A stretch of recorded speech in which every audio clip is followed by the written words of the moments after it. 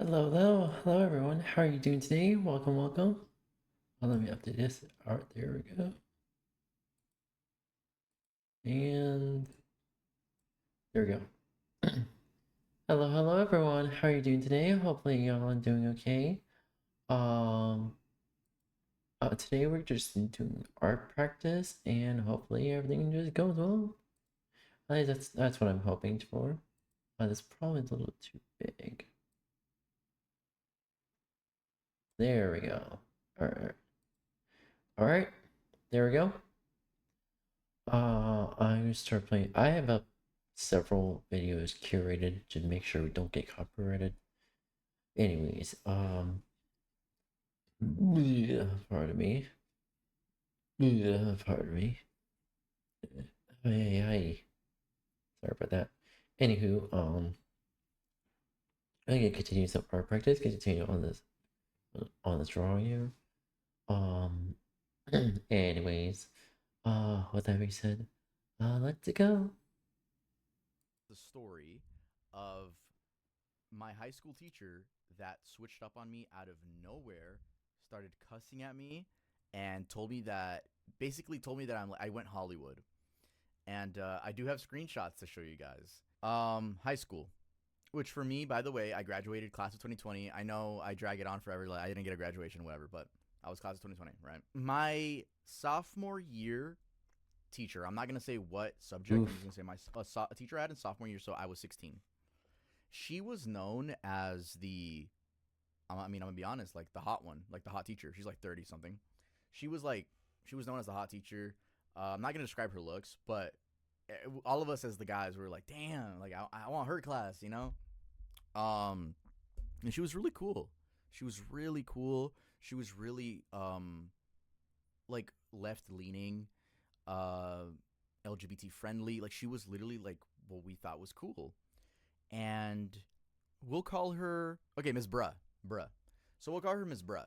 So Miss Bruh was super cool. Everyone wanted to be a part of her class, and as time went on, Miss Bruh stopped showing up to school. We think she got fired or some shit, but stopped showing up to school. We got a substitute, like a permanent substitute. It was the funniest shit ever because, like, we didn't know. I don't even think the substitute knew if Miss Bro was coming back. So, like, it was just bullshit in that class. It was actually like, it was like free Oh time, wow. basically. Anyway, I think there was some drama with Miss Bruh and the school. I don't remember it too clearly, but I do remember that she would, us as the students followed her on Instagram, and she would post on her stories, fuck, insert the school name. She was like, fuck that high school, da, da, da, da. Like, she would just started cussing out of nowhere, not working for them ever again. And we all just watched, and we're just like, oh, this is interesting. Like, fast forward to literally 2022, and this is where I show you guys the screenshots. If you guys remember, I posted a video on my second channel named like I'm depressed, where I was like going through a lot that year, and she, look how much of a good person she was.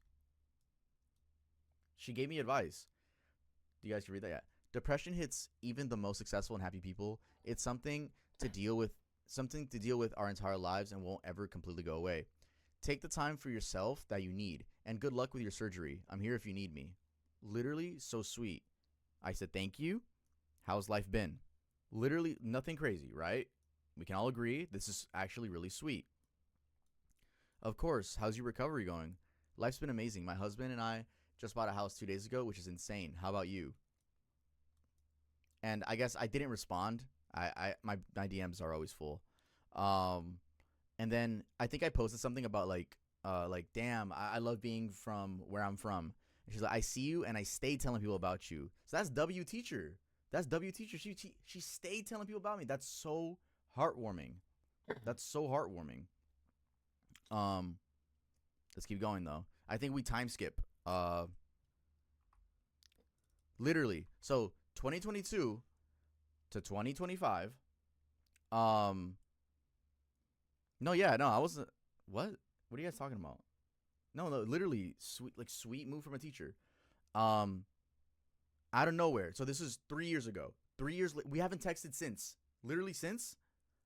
And then, randomly, I'm in California. Watch my story and text me, please. Her number.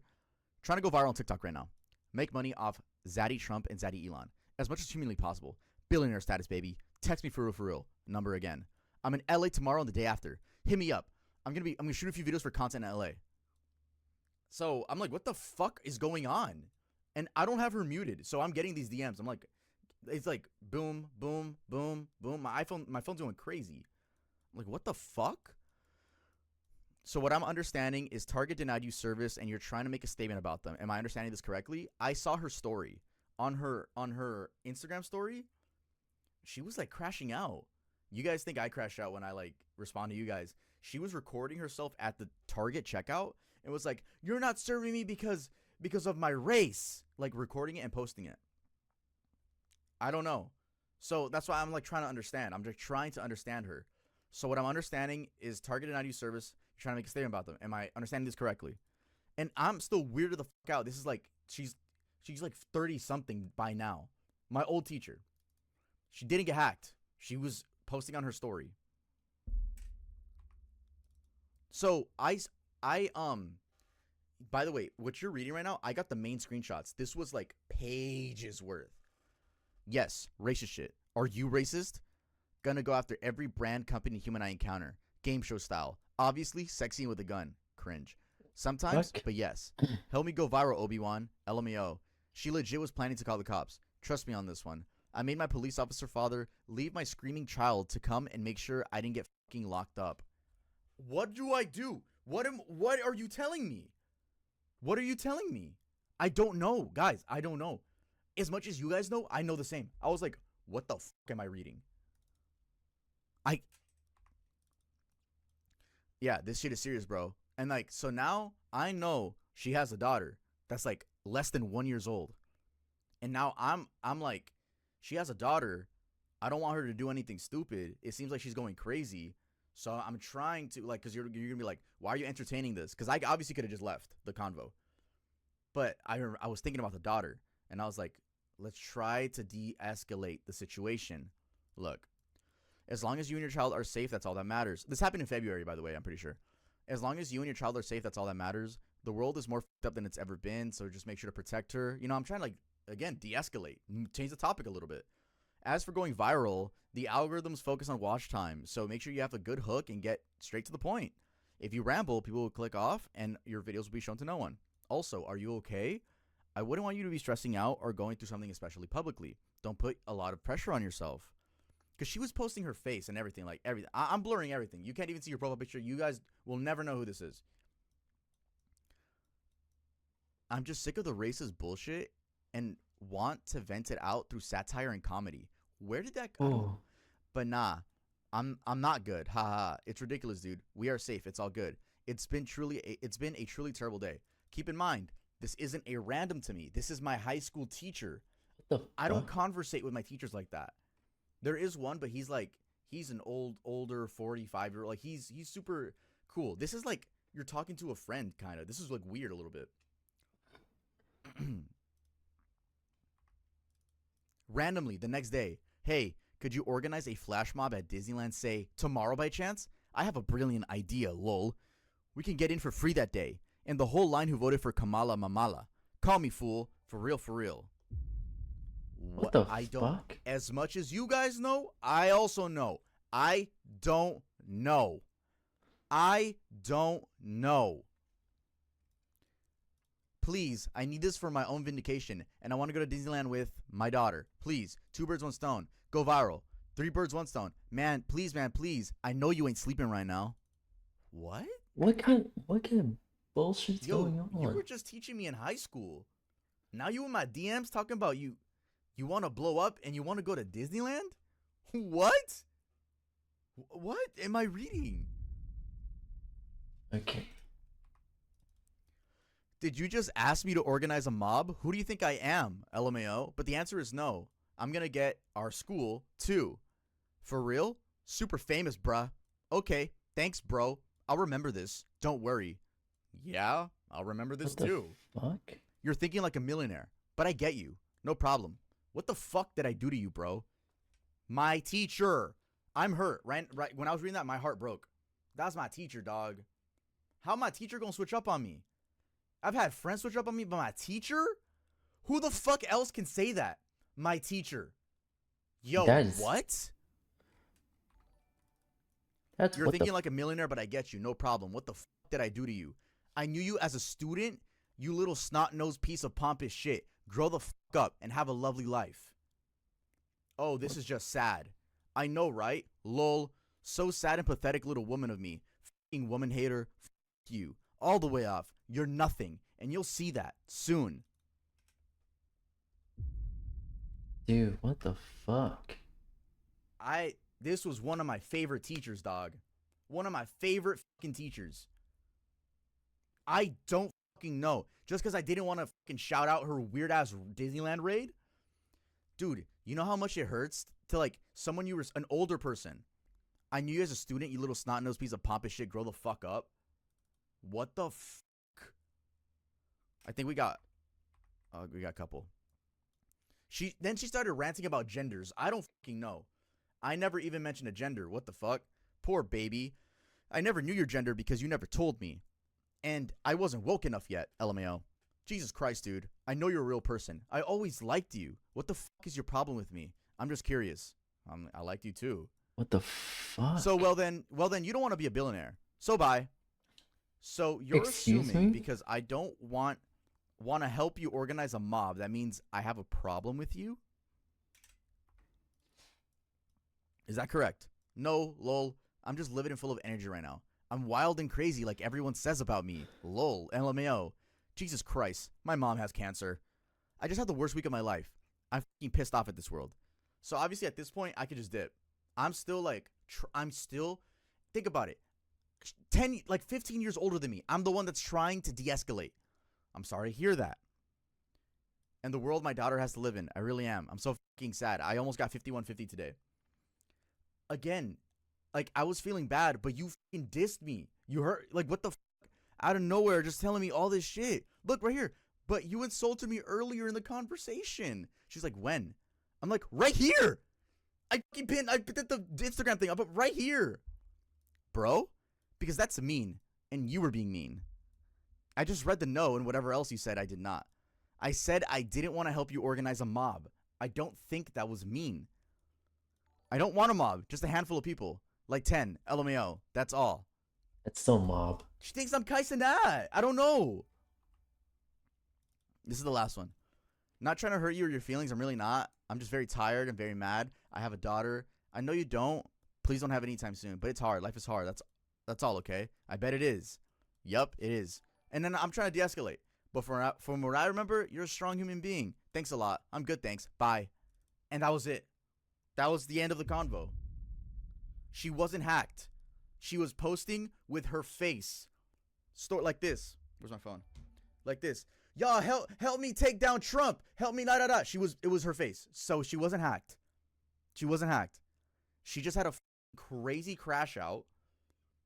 Like, but I don't understand, like, right? Like, if someone is going through something mental like this, one, it's already crazy to do it publicly. I feel bad about that. But why me? Why did she attack me? Why me? I was a student of hers. I get like maybe she gets mad at her husband, her family members. She went out of her way to target me. What the fuck did I do? What did I specifically do? That's that shit that broke my heart. Bro, I had anxiety that night. I'm like, what the fuck? No, she did have a breakdown. I'm just saying, why include me? So, and obviously I tried to de-escalate the situation. Ended up finding out randomly. Her husband DMs me. I didn't take a screenshot of that. Her husband DMs me. He's like, "Hey, Miss Bruh is doing just fine." And I'm like, "Is your daughter okay?" That's all that matters. I literally put, "Is your daughter okay?" That's all that matters. He's like, "Yes, our daughter is safe. Thanks for caring." I don't know. It's just so weird. Like, that shit broke my heart, dog. Imagine a teacher. I get a friend, an associate, a coworker. A teacher? That shit broke my heart, dog. And a cool teacher too. Point is, I blocked her. This happened in February. I didn't block her just so I could get like an apology. Never apologized. Just kept going. I unfollowed her though, but nah. Hopefully she got the help she needed. But the reason I'm telling you guys this story is because that was like, I've never expected Jesus to have a teacher Christ. version of a heartbreak. I never expected that. That's something I don't want any of you guys to deal with. Imagine a teacher telling that to you, dog. A teacher that helped you with life advice and like, it's so fucking weird. Nah, I'm not dropping that. But like, I thought I had experienced all types of heartbreaks. There's like the animal heartbreak, a family heartbreak, a relationship heartbreak. I never expected a fucking teacher heartbreak. Weird. Hey, I hope she got the help she needed, but she's blocked on my end. I want no negative energy on my end. We done with that. It's out. It's done. As you should. No way you should expect her to apologize when she chose to attack you. Dead ass. And also the fact that she's like 15 years older than me. I'm 23. She's like 37 right now. What the fuck? What? And dude, you know how bad I wanted to post it when it was happening? But I was like, I'm not gonna add more to her plate. And also, there's a reason why I blurred everything. Like, you guys will never have any idea who it is. But still, like, that shit hurts, dog. People's parents attack them like that. Sadly, mental illness, teacher heartbreak is so real. Yeah, All right. but it's like, what pissed me off is like, I don't know, because like maybe she could have DM'd other people, but as far as I know, no other people from our high school made it or like became YouTubers or streamers. So yeah. maybe she DM'd the other kids or not kids, like when we were kids. You know what I mean? Other students. I don't know. All I know is what I got on my end, and that shit fucking hurt. Hey, I have other teachers I'm cool with that keep up with me, that are proud of me. But she's just not one of them anymore. That one sucked.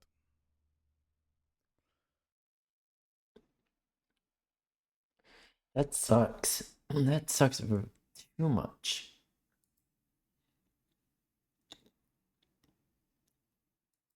I actually couldn't imagine like teacher heartbreak. I've heard of stories, but I never actually lived one.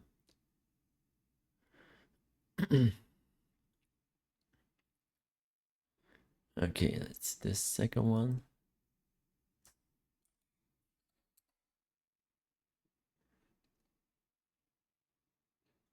All right. No. Let's get right into it. Number 7.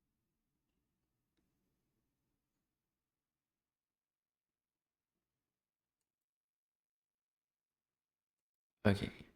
Here we go. Here we go. Oh, not correct. Ooh. Here we go. Jokes hide true terror. Ever notice that one friend who turns into a stand-up comedian the second things get uncomfortable? Like when the plane hits turbulence and everyone's gripping their armrests, but there's always that one person cracking jokes about the in-flight peanuts. That person might be more terrified than anyone else on that plane. Their brain pretty much launches a comedy club as a defense mechanism. When it senses danger, it doesn't always go for fight or flight.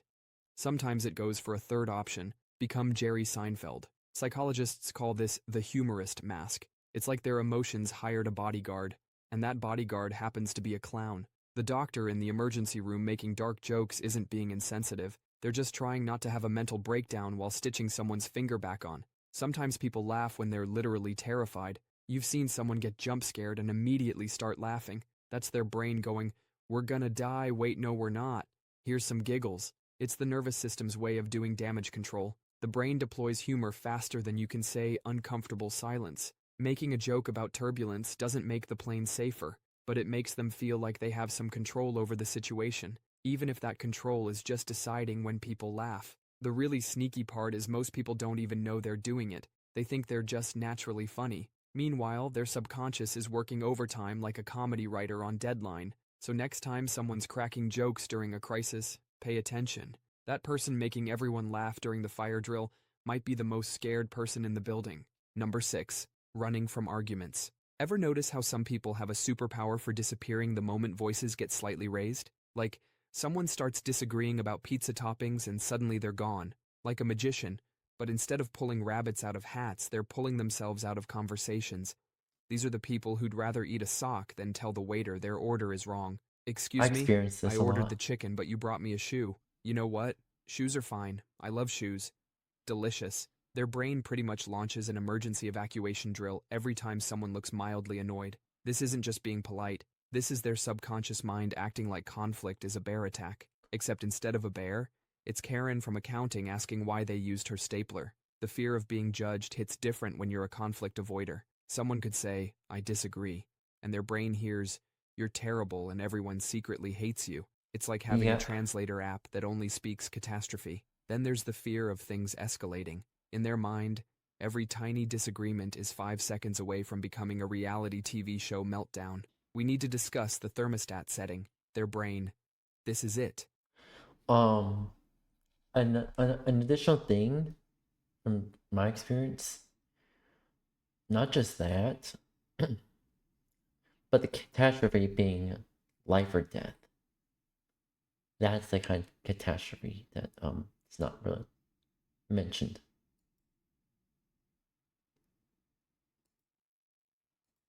This is how friendships die. Many people learned this in childhood. Maybe their house had 2 settings, eerily quiet or extremely loud. So now their brain treats every disagreement like it's about to turn into WWE SmackDown. If you already deal with anxiety, confrontation feels like being asked to defuse a bomb. Except the bomb is just Dave wanting to know why you changed the Netflix password, and you're standing there sweating like you're in an action movie. The urge to flee when someone says, "We need to talk," is your brain's security system working overtime. It's like having a bodyguard who tackles you every time someone raises an eyebrow. Sure, you're safe from conflict, but you're also lying on the ground a lot. Number 5. The all-star over-preparer. You know that person who plans a simple weekend trip like they're orchestrating the D-Day invasion? They've got spreadsheets for their spreadsheets, backup plans for their backup plans.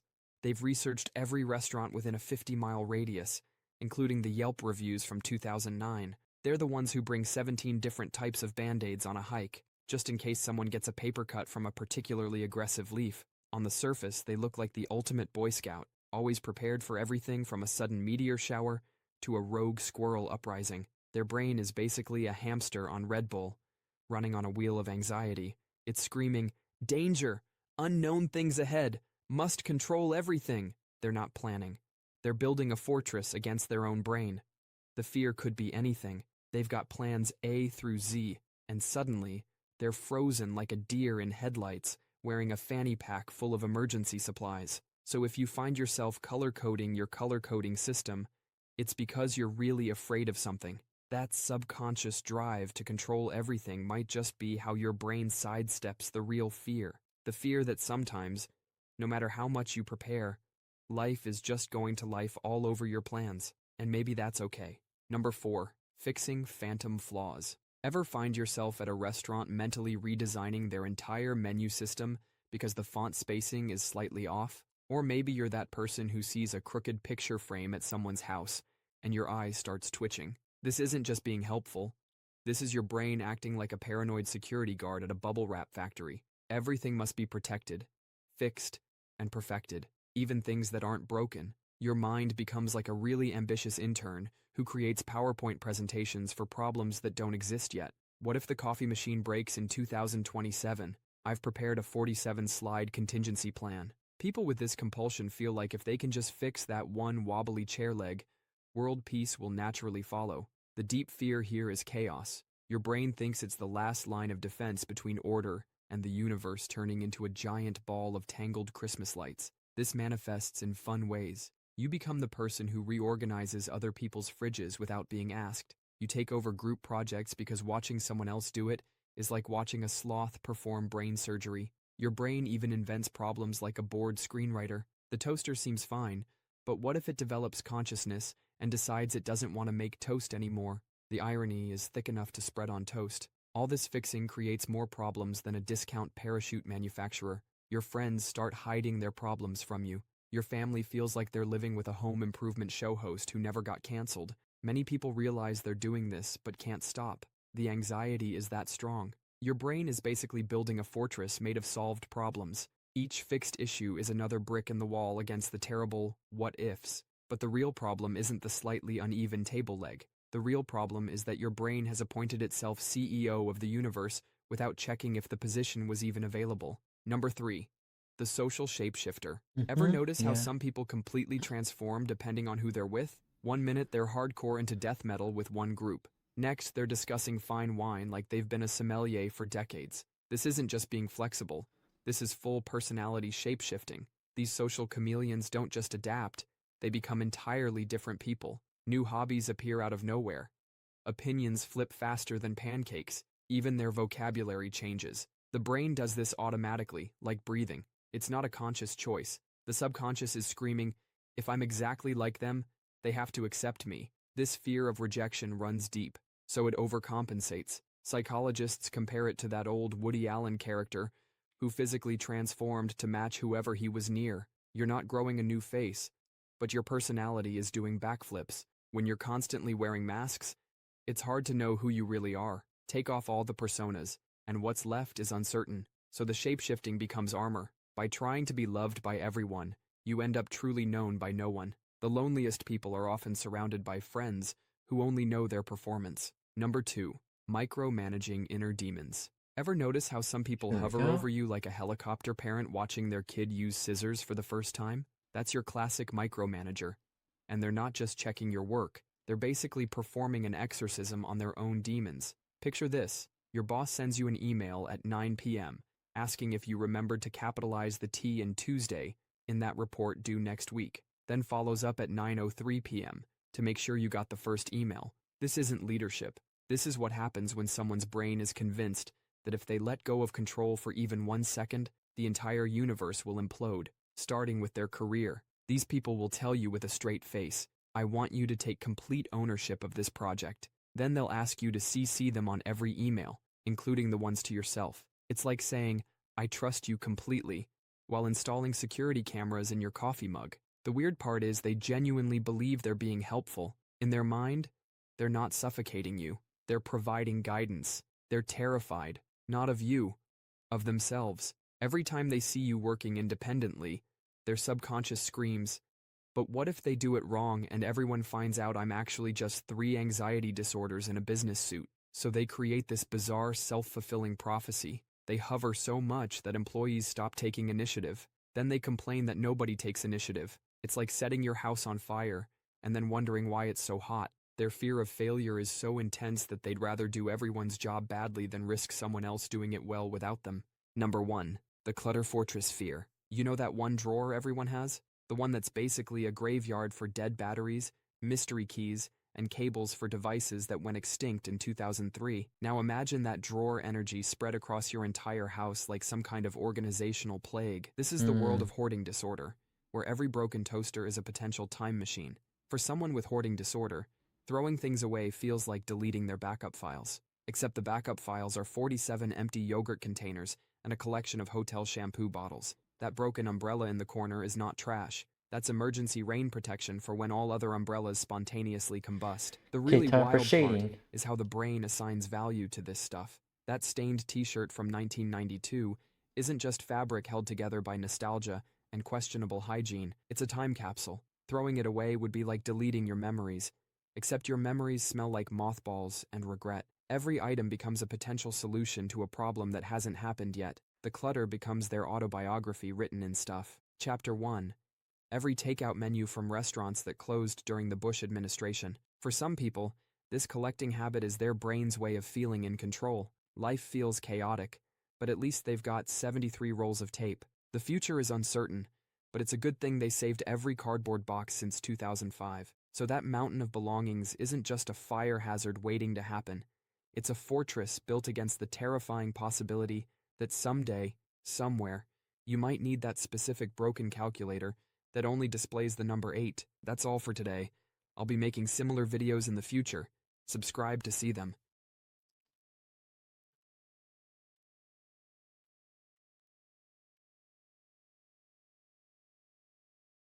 Alright.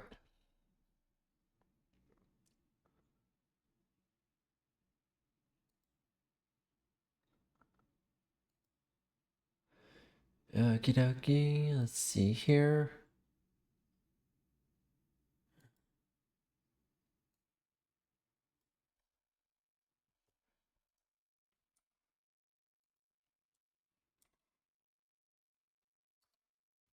Alright.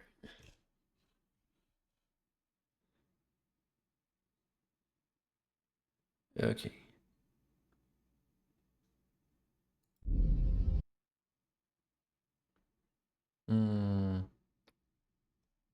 Maybe not. Just in case. Ow, ow, ow, ow, ow, ow, ow. Itch, itch. Oh my god, the primal instinct itch. I know it may be false, but I can't help it. Okay, that was a good itch. That was a good itch.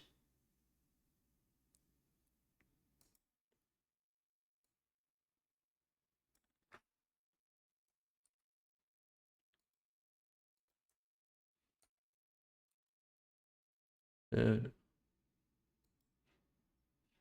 on. Go.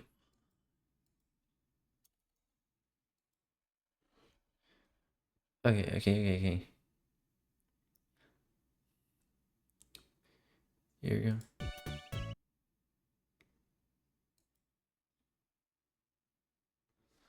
Okay,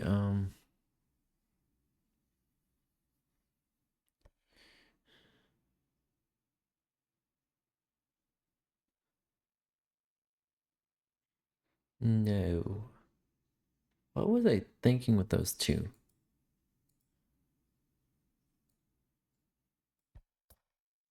Oops, sorry for that. B.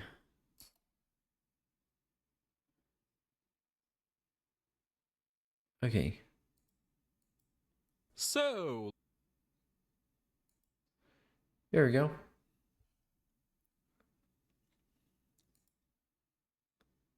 last time we did a test of McAfee, the default protection mini laptops, and it kind of blew up in our face when we tried to execute ransomware on that system. So now we're going to see what happens when you uninstall it. Here we have a system that's running Windows Security, Windows Defender, whatever you like to call it, with Windows 11. And There we we're go. going to run some infamous ransomware on this thing. Actually, we're going to try to download the latest 100 ransomware. We're going to run it on this system and we'll see what happens. Is it going to blow up in our face again? Or is Microsoft Defender finally good enough to protect us? Without further ado, let the testing begin. Now, as it goes on, we've got 2 blocks so far. I'm going to explain how this works. So the script is designed to download and execute the ransomware. It's going to tell us if something is blocked or if it is executed. Oh, that's bad.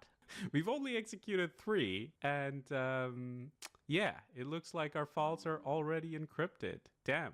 And this looks like a new ransomware. I've never seen this one before. You have 72 hours to make the payment. Let's take a look at our documents and pictures. Oh shit, looks like it did its thing. The extension is Nebula. So this is Nebula ransomware, I'm calling it. Haven't heard of this one, but yeah, it's done its job. All our pictures are gone. No more Jurassic Park screenshots, no Shakespeare's plays. This is proper encryption. And that is despite Windows Defender running on our system with latest definitions, access to the cloud, and everything. So it just shows how relevant modern ransomware is. There's really nothing that's immune to it. Windows Defender is doing an okay job. I would say better than McAfee. It's blocked 20 so far, but it's still let one in, and that has successfully encrypted our data. So the test is kind of flop, unfortunately. But we will keep it running. We'll see what the final detection ratio is. I'm not too happy with the fact that we let in one already, but you know, such is life. Ransomware finds a way. I'm gonna open up Task Manager real quickly to see what's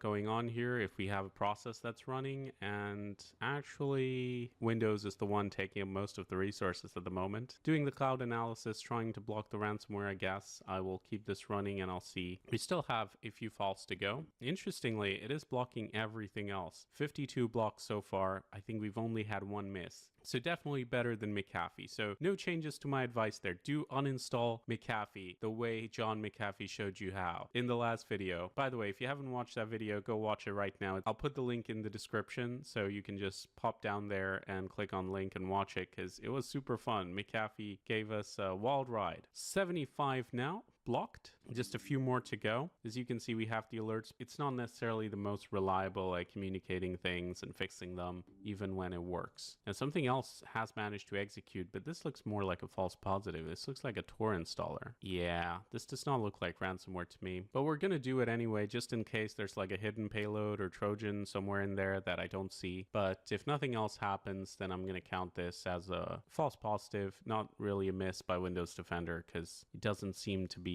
encrypting our data so far. But it doesn't really matter because our data is already encrypted by the Nebula ransomware. The test is now complete and we have a total of 98 blocks. So everything other than this one ransomware that let in was successfully blocked. So definitely a better result than what we would have seen maybe a few years ago. The fact remains that our data is encrypted, all of it. And if we go into our documents and try to open one of these, this is what was supposed to be, I guess, a text file. If we open it with Notepad, it's going to tell us what the encryption has done if it loads. And yeah, there you go. So this is what an encrypted text file looks like when you try to open it after encryption. Interesting. Maybe if you read Egyptian hieroglyphic, you can make sense of it, but otherwise your data is destroyed. I like how we have like random Chinese characters and in the middle there's like a golf hole. Don't know if you can see it, but it's quite funny. So Windows 11, still very, very susceptible to ransomware if you get hit by the wrong thing at the wrong time. Highly recommend for those of you who are using it to go into virus and threat protection and then set up what they call ransomware protection and controlled folder access. Now, this is not really going to protect you from ransomware in the sense that it's not going to block anything, but what it can do is it can protect certain folders from being accessed. So if you add your documents, your pictures, and folders where you have crucial data to this list, then not ransomware, not any unknown app is going to be able to access them. That is a good way to protect yourself. Of course, it comes with its downsides because sometimes you may have an app trying to open a document in here and it's also not going to work because Windows Defender is not going to let it be accessed. But it's better than getting your data encrypted, so pick your poison. There's also a new setting that Microsoft has just introduced in the app and browser control feature called Smart App Control. And what this does, if you turn it on, is it's going to block everything that's untrusted or not signed. Now, spoiler alert, I have tested this feature, and the reason I didn't enable it in this test is, first of all, you can't turn it on and off easily, because if you want to turn it off, you have to uninstall Windows. Also, unfortunately, this is not the magic fix to ransomware because all it does is checks if a file is signed. So I have run tests before and it has let ransomware through because the ransomware appears to be signed. But again, it might increase your defenses a little bit, just reduce that attack surface for less sophisticated malware, I guess. At the end of the day, Windows Defender is still a work in progress. It has gotten better over the years, but it's not got very sophisticated behavioral protection. There's some things you can tweak in group policy settings, but it's not going to work like magic. It is the same engine at the end of the day. Let me know your thoughts in the comments below. Are you pleased with this result? I mean, it did block 98 or 99 ransomware, so it's not bad. And you're still way better off than if you stuck with your default McAfee that came with your laptop from... Okay. That being said, go on to the next video.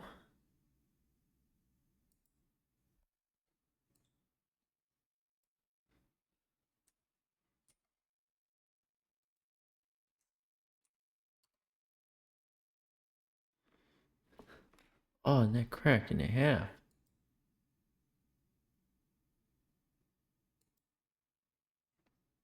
I know what you're thinking.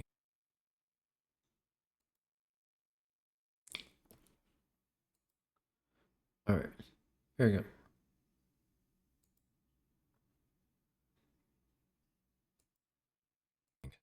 That's not Yugi, those aren't his friends, and that's definitely not Blue Eyes White Dragon. So how can this be considered a remake? And Remake yeah, these it's nuts. true. Yu-Gi-Oh! Zexal doesn't have any of the same characters as the original. It's not set in the same location or time period as the original. In fact, not only is Blue Eyes missing, none of the cards are the same. But hear me out, Yu-Gi-Oh! Zexal is indeed a remake. I know remakes are often characterized as being an updated version of something that already exists.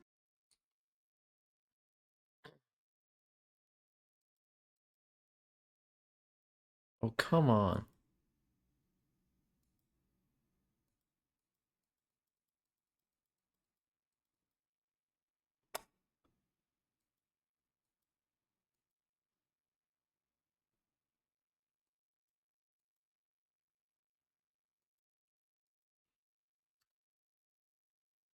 Sometimes I don't like Windows.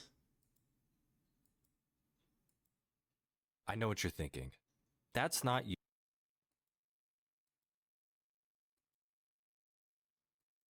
I know what you're thinking. That's not Yugi, those aren't his friends, and that's definitely not Blue Eyes White Dragon. So how can this be considered a remake? And yeah, it's true. Yu-Gi-Oh! Zexal doesn't have any of the same characters as the original. It's not set in the same location or time period as the original. In fact, not only is Blue Eyes missing, none of the cards are the same. But hear me out, Yu-Gi-Oh! Zexal is indeed a remake. I know remakes are often characterized as being an updated version of something that already exists, but hold up, because remakes come in more flavors than just that. Let me break it down for you. The first type is basically a replacement. Take for instance the Hunter x Hunter anime from 2011. If you've caught that, then there's not much reason to go back to the 1999 version. Maybe you prefer the 1990s aesthetic, but at the end of the day, the newer one pretty much takes over. But there's another flavor, and trust me, it's the tastier one. The reimagining. Picture this, same basic ingredients, but the characters get a fresh look. The plot? Similar, but maybe served in a different dish, like a new time period or a different place. Sprinkle in a few twists and turns that weren't there in the original recipe, and bam, you've got yourself a second serving coexisting happily with the original. And where does Zexal fit into this tasty spectrum? You guessed it, it's a reimagining through and through. But here's the kicker. Yu-Gi-Oh! Zexal, in many ways, stays truer to the roots of the Yu-Gi-Oh! Manga than its Duel Monsters predecessor ever did. They did such a good job that nobody even noticed.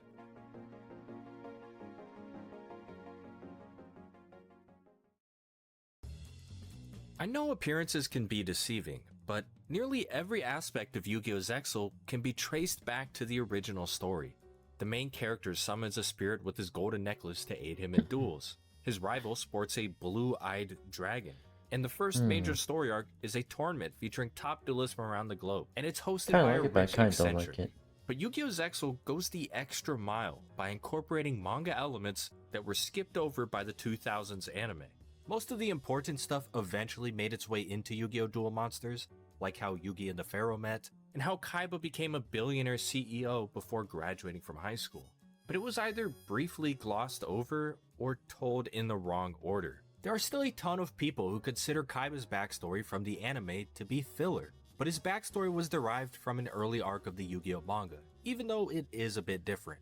And it's not part of just any filler arc, it's the one that interrupts Battle City, arguably Yu-Gi-Oh's best arc.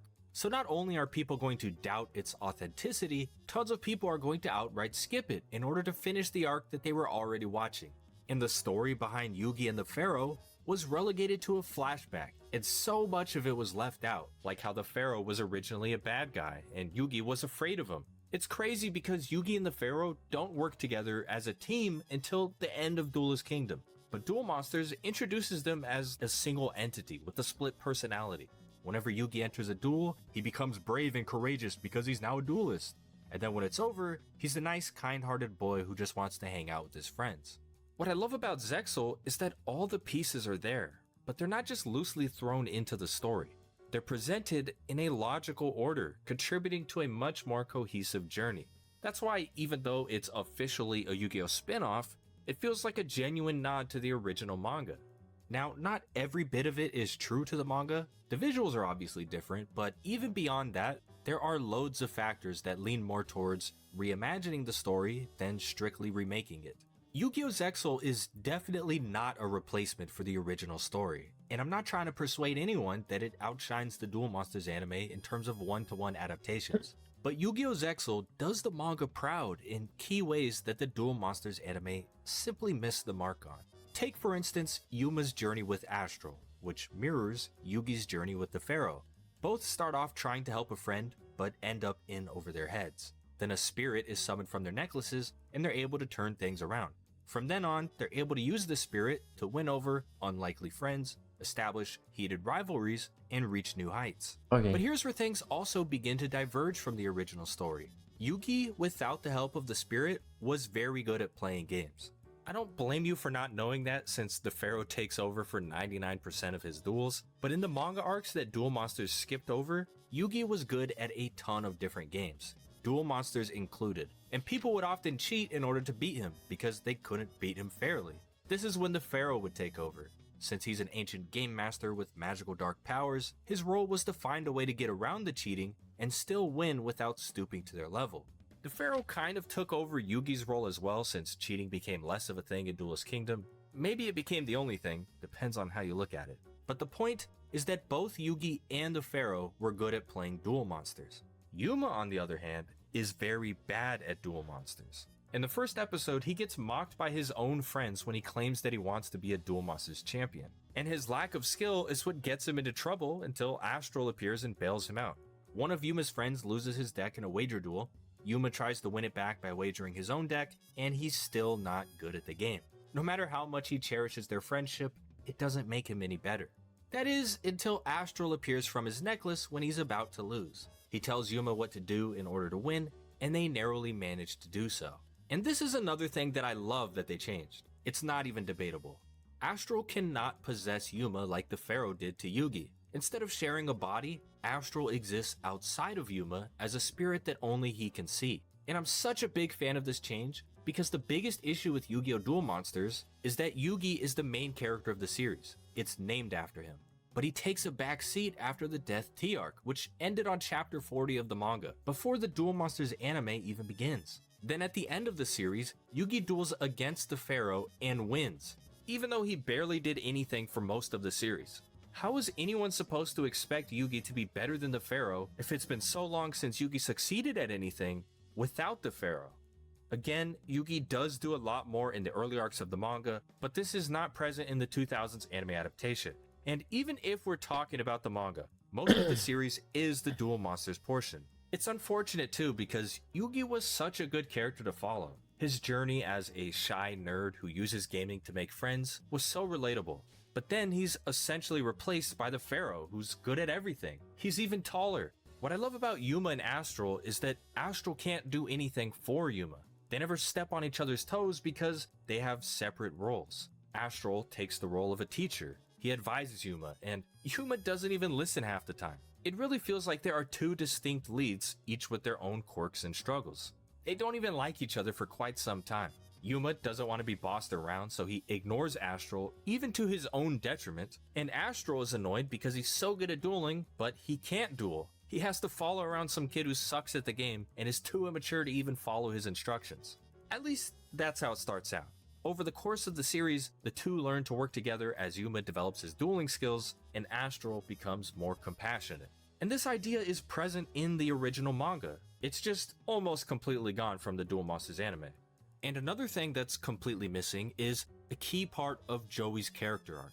It's common knowledge that Joey's not a good student, and he doesn't have the best home life since his parents got divorced. But they never explain how Joey went from being a delinquent to becoming Yugi's best friend. Think about it. Their personalities are so different. At the start of Duel Monsters, Joey isn't even good at games, so it makes you wonder how they even connected to begin with. And I'm sure you saw this coming, it's explained at the beginning of the Yu-Gi-Oh manga. Yugi and Joey weren't friends, but they weren't exactly enemies either. In the first chapter, Joey views Yugi as a wimp, so he frequently teases him. At one point, he takes something away from Yugi and dares him to do something about it. Yugi isn't afraid of Joey, but he's not strong enough to stop him, so he kinda just puts up with it. Later, Yugi discovers that Joey was attacked by a real bully named Ushio. Yes, it's the same guy from Yu-Gi-Oh! 5Ds. And to Joey's surprise, Yugi stands up to Ushio to defend him. Yugi knows that Joey is only trying to make him stronger, so while the teasing is annoying, he believes that Joey's heart is in the right place. This prompts Joey to return the stolen item, which happened to be the last piece of Yugi's necklace. Yugi puts it together and summons the Pharaoh for the first time. Ushio is defeated in a shadow game, ensuring that he will never bully anyone ever again. Joey is astonished by Yugi's bravery, and the two become friends from that point onward. And that's only how they met. The story doesn't stop there. Multiple times throughout the first arc of the manga, the bond between Yugi and Joey is tested. There's a part where Joey's delinquent past catches up with him. Before he enrolled at Domino High, he was part of a gang. This gang finds him hanging around Yugi, and they threaten him, so he rejoins the gang on the condition that his friends at Domino High won't be harmed by them. Eventually, Yugi finds out what Joey's been doing for him, and he, along with his other friends, decide to take down the gang. And my favorite instance of this is when the roles are reversed. Yugi beats somebody in a video game at an arcade, then his opponent beats him up in real life. Joey follows the guy into an alley and challenges him to a game involving real hand-to-hand combat. And of course he wins. I love this chapter because it depicts Joey using his fists to protect someone, whereas before, he would fight people over dumb stuff like territory as a gang member. It's truly amazing how much these two go through before Duelist Kingdom, and it's unfortunate that so many people will never know the full story. That's why I think everyone should read the manga. But don't worry, as you might have guessed, Yu-Gi-Oh! Zexal has you covered. The guy who threatens to take Yuma's deck in the first episode is another student from Yuma's school named Shark. Now, it probably won't come as a shock to learn that Yuma and Shark become best friends later down the line, but what's interesting is that despite having a relationship similar to Yugi's and Joey's, they kinda swap roles. Yuma is the inferior duelist, and Shark is the one who has a reputation as being a top player. And even though Shark is a delinquent at the start of the series, his past is quite different from Joey's. He was never a Duel Monsters champion or anything crazy like that, but he's well known in his community since he made it to the semifinals of a big tournament. The problem is Shark got disqualified, so it's not exactly a positive reputation. He was caught examining another duelist deck before a match, and that's against the rules. Since being disqualified, Shark has been on a downward spiral. He stopped attending school, frequently hangs out with criminals, and he even quits playing Duel Monsters after losing to Yuma in the beginning. His journey kind of reminds me of Bandit Keith. But things change for the better when Yuma challenges Shark again. Even though Yuma won their first duel, he recognizes that he only won because Astral was there to help. He even received a special card from Astral. But Yuma's had time to improve since the last time he faced Shark, and he doesn't like the fact that Shark quit playing as a result of losing to him. This time, Yuma promises that he will try to beat Shark without using Astral's help or any of the cards that he received from Astral. Shark doesn't accept the challenge, but then Yuma wagers his necklace, a prized possession that came from his father, on the condition that if Yuma wins, Shark has to quit hanging around with thugs. Shark begrudgingly accepts, and Yuma loses. First of all, I didn't see that coming. When I watched this, I totally expected Yuma to win. Another thing that I didn't see coming, Yuma used the special card that he got from Astral anyway. He betrayed his promise and still lost. Really goes to show how bad Yuma is at playing Duel Monsters. But that's not what's important here. What's important is that Yuma's determination sparked something within Shark. In the next episode, Yuma finds out that Shark's group is planning to rob a museum, and he challenges them to a duel outside of the museum, and the loser has to go home. Shark decides to join Yuma in a tag duel against the other thugs. It seems that Yuma's undying spirit is starting to rub off on Shark, and now he's enjoying dueling again. You see, in the first Yuma vs Shark duel, Yuma won because of the special card Astral gave him. In the rematch, Shark asked Yuma to use the card, even though he said he wouldn't, because he wanted to challenge himself to beat it. And since Shark succeeded in doing so, it reignited his competitive spirit. And we could pinpoint the exact moment that marks the shift in Shark's attitude. When Shark wins the rematch, he takes Yuma's necklace, but then he gives it right back. Even though he won it fair and square in a duel, he doesn't feel good about taking something so precious to his opponent. It didn't bother him when he broke Yuma's necklace in the first episode, but something's changed. And this act of returning Yuma's necklace closely resembles the first moment that Joey showed respect for Yugi. I also enjoy the way Shark is depicted outside of duels. He's clearly similar to Joey, seeing as they're both friendly rivals who were introduced as people who would pick on the main character. However, unlike Joey, Shark stays true to the delinquent character archetype. Technically, they're both delinquents before they meet the protagonist. They skip school, hang out with thugs, take things from people, but deep down, Joey was always a nice guy. Shark, on the other hand, is anything but. When Yuma helps him sever ties with his bad influences, the thugs trying to rob the museum, he stops skipping school, and he helps Yuma in times of need. But he keeps his distance from pretty much everyone else, and he's kind of a jerk for no reason. It presents us with a clash of personalities that was only prevalent in the original story prior to Duelist Kingdom. And I think that's actually kind of cool. There is a second rival who bears a strong resemblance to Kaiba, but we'll talk about him later in the video. I don't want to get into the plot just yet. First, I think it's important to understand why Yu-Gi-Oh! Duel Monsters skipped so much of the manga. And the reason is actually quite simple. The Yu-Gi-Oh! Duel Monsters anime, which is known simply as Yu-Gi-Oh! Outside of Japan, was the second Yu-Gi-Oh! Anime. The first, called Yu-Gi-Oh! In Japan, aired in 1998 and it was animated by Toei Animation. And Yu-Gi-Oh! 1998, which we'll just call Season 0 for the sake of avoiding confusion, adapted the first 3 arcs of the Yu-Gi-Oh! Manga. The first arc follows a school slice of life, as well as Monster of the Week format where Yugi and his friends participate in various different games. The second takes place in a theme park called Death Tea. Once again, Yugi and his friends are forced to participate in a bunch of games, but this time they're trying to rescue Yugi's grandpa from Kaiba. The third arc was about a single game between Yugi and Bakura. A lot of people still don't know about Season 0 because it never aired outside of Japan, and perhaps due to some licensing issue, Konami has never acknowledged it. Then the animation studio was changed from Toei to Gallop for Yu-Gi-Oh! Duel Monsters, which of course is the second Yu-Gi-Oh! Anime. And as we all know, the first arc of Yu-Gi-Oh! Duel Monsters is Duelist Kingdom. And the reason they skip so much is actually really simple. Yu-Gi-Oh! Duel Monsters began airing in the year 2000. That's not a lot of time after Toei's adaptation ended, so the story of Yu-Gi-Oh! 1998 was still fresh in the minds of fans in Japan. Instead of retelling the entire story that was adapted by the Toei anime, they condensed most of it into a single episode and told the rest later out of order. So it's like a sequel and a second launch at the same time. It kinda made sense to start at Duelist Kingdom 2, since Konami knew from the manga, which was nearing the end of Duelist Kingdom, that the story would shift its focus to the card game, which is much less prevalent in Season 0. And the Yu-Gi-Oh! OCG started in 1999, which is about a year before Duel Monsters began airing. It was pretty smart from a marketing perspective. And even though I agree with the logic behind skipping as much as they did, I don't think they did the best job. Far be it from me to tell an animation studio how to do their job, but it's no secret that the way they handled things caused certain parts of the story to be very confusing. A prime example being the duel between Yugi and Kaiba in Duelist Kingdom. Kaiba just looks like a sore loser when he steps on that cliff, since all we know about him prior to this duel is that he kidnapped Yugi's grandpa over a card. Then of course he tore it up so nobody could get it back.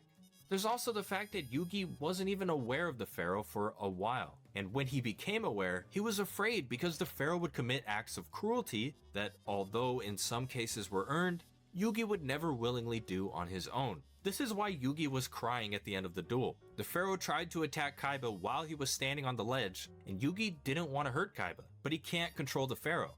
If Anzu hadn't intervened, Yugi would have been helpless to stop the pharaoh from taking Kaiba's life. the anime actually did a decent job of patching up some of these issues with some of the filler, like Noah's Ark and Waking the Dragons, but I can't stress enough how bad the timing is of Noah's Ark, and telling things out of order just doesn't do it justice. Now, before we get back to Yu-Gi-Oh! Zexal, I need to give a quick disclaimer. Since I'm going to be talking about specific plot points, it's important to note that this video is based on the Japanese version of Yu-Gi-Oh! Zexal. I haven't seen the English version, so I can't be certain, but given that 4Kids has a bad track record of changing things, and at times completely removing them, it's very important that I make this distinction clear. And since I've only seen the Japanese version, I'm going to be using the Japanese names for characters, cards, locations, and pretty much everything else. I'm also going to spoil a lot of the story, so here's your spoiler warning. Everything kicks off when Astral is summoned from Yuma's necklace. The impact of Astral traveling from the astral world to the human world causes Astral to lose his memory. And while that sounds very similar to the original story, things are once again quite different. First of all, we don't know why Astral went to the human world, let alone why he went to Yuma specifically. The Pharaoh doesn't have any of his memories when he meets Yugi in the original story either, but we know that the Pharaoh was trapped in the puzzle for thousands of years, and Yugi became possessed by the Pharaoh because he is the one who solved the Millennium Puzzle. Then we learn about the Millennium items pretty shortly after that, so it becomes clear rather quickly that Yugi was simply unlocking a special power from a special item. And the concept is mostly the same in Zexal, but in the original, the question is why was the spirit trapped in a puzzle? In Yu-Gi-Oh! Zexal, we know Astral came from another place called the Astral World, but the reason he went to find Yuma specifically is what's unknown. And I love the way they execute this concept in Yu-Gi-Oh! Zexal because Astral's memories aren't simply hidden away. They're not waiting to be uncovered by a certain action or event. When Astral's memories are scattered, they take the form of special cards called numbers. There are exactly 100 of these cards, each containing a fragment of Astral's missing memories. So, in order to remember his mission, why he traveled to find Yuma, Astral needs to collect all 100 of these cards. The problem is that the numbers have manifested in the decks of random duelists all around the world, and the only way to take their numbers is by defeating them in a duel while also using a number. Number cards can only be destroyed by other numbers. But Astral can't duel in the human world. In fact, nobody can see him except for Yuma, so instead, Astral follows Yuma around and helps him win duels while he acquires pieces of his memory. And this is awesome for a bunch of reasons. Since the numbers are fragments of Astral's memory, whenever Yuma acquires a number card, we're shown the memory that the card contained. And it feels like we're inching closer and closer to solving a big mystery. Almost every battle is like a piece of a big puzzle, a fraction of a larger picture. And get this, there's another layer to these cards. When a person touches a number, their heart's darkness and desires are magnified, but in exchange, they receive a special power that is unique to that specific number. Take for instance the case of Hayami Shuta, a small-time photographer in Heartland City. When Shuta finds the number 25 card, he gains the ability to capture glimpses of future events. Since he's always the first person to photograph these events, his photography business is catapulted into the upper echelons of the media industry. However, as you might have guessed, there is a sinister twist to Shuta's newfound power. These images aren't just glimpses into the future. When Shuta takes a photo, the subject of that photo is guaranteed to suffer some type of tragedy in the near future. At one point, he takes a photo of Yuma's friend Kotori just before she boards a blimp. Later, the engine malfunctions while Kotori is still riding it. Shuta isn't capturing the future, he's manufacturing it. And he's aware of this too.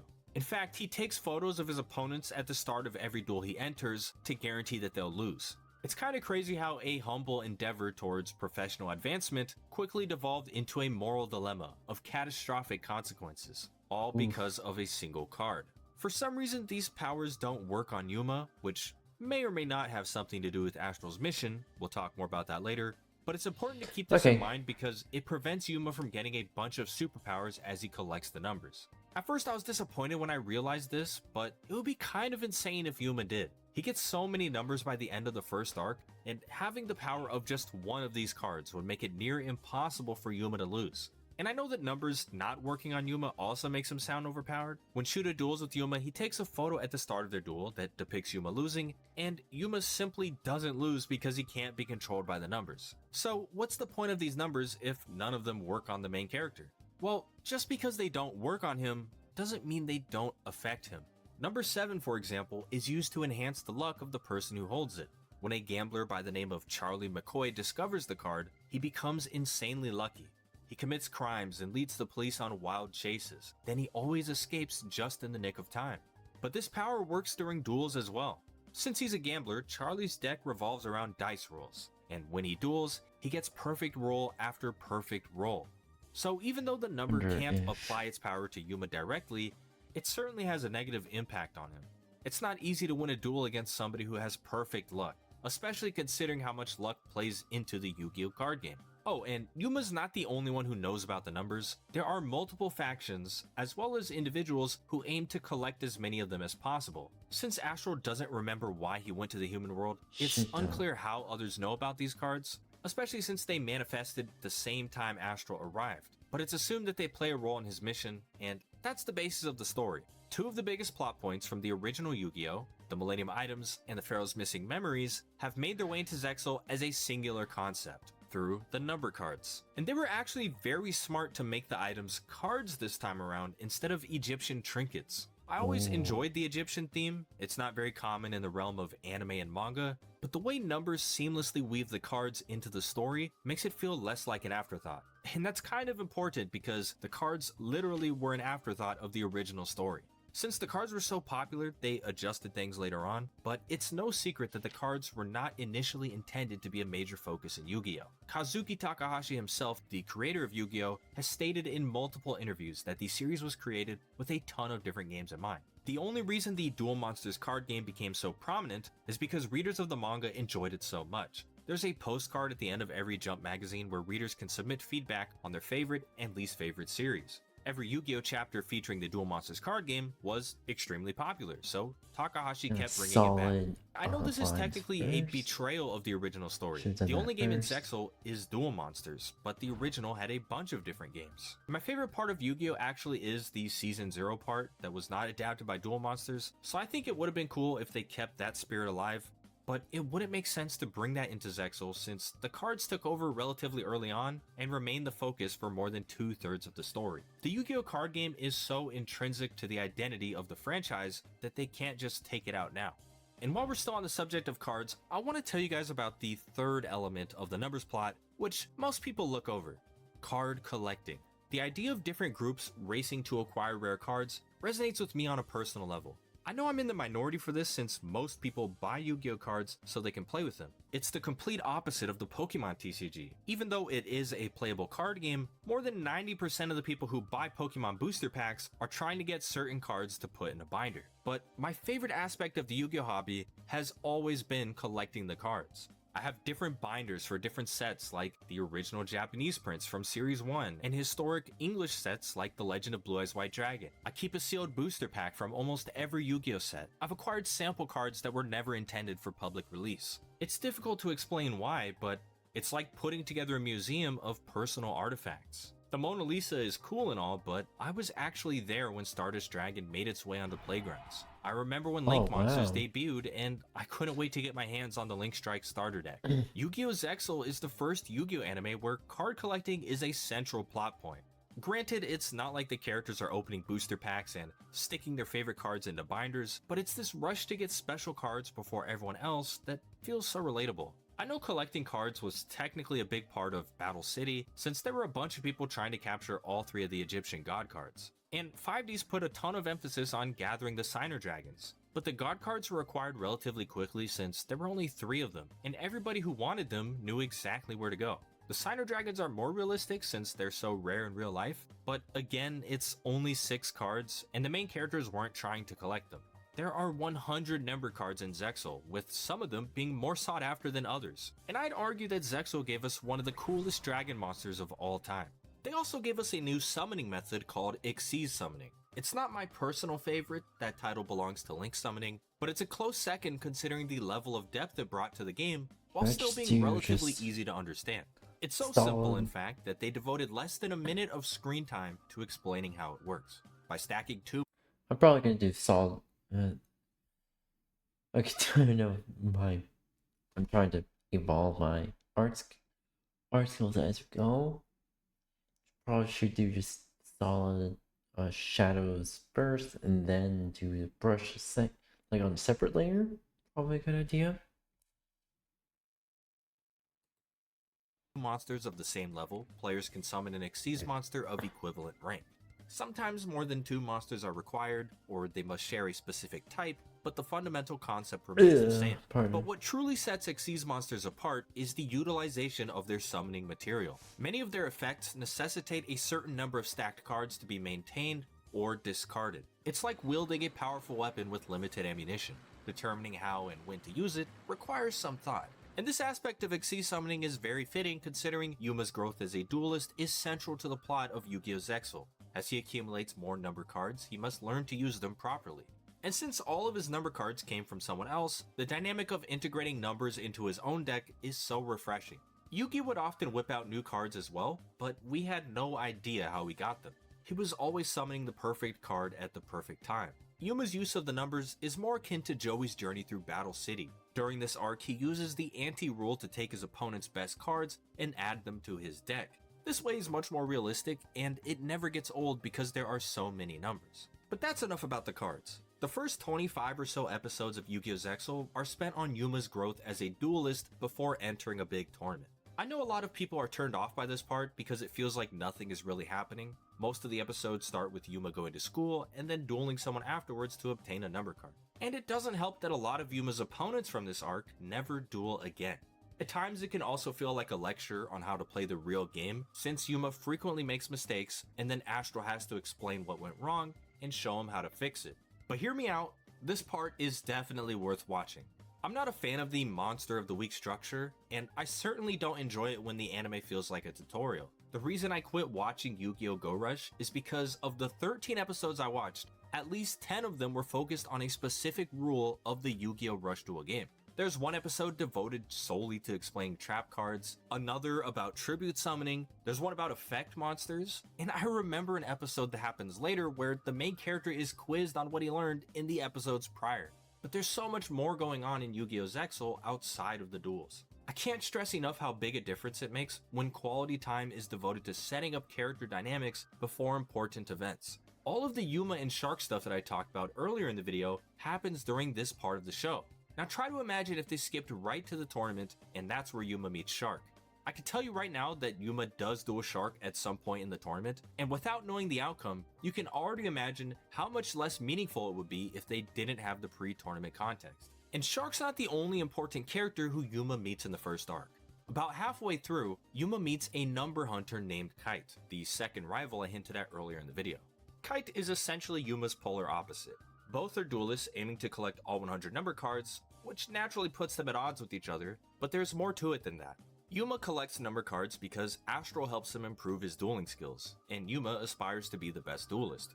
Kite, on the other hand, collects them to save his younger brother Heart, who is suffering from a terminal illness. Kite's employer has promised to cure Heart if Kite collects all 100 numbers, so dueling is just a means to an end for Kite. And his employer, a mad scientist named Dr. Faker, is rumored to be the true ruler of Heartland City. Since only Astral can obtain a number card by simply winning a duel, Kite has to use special technology that was given to him by Dr. Faker.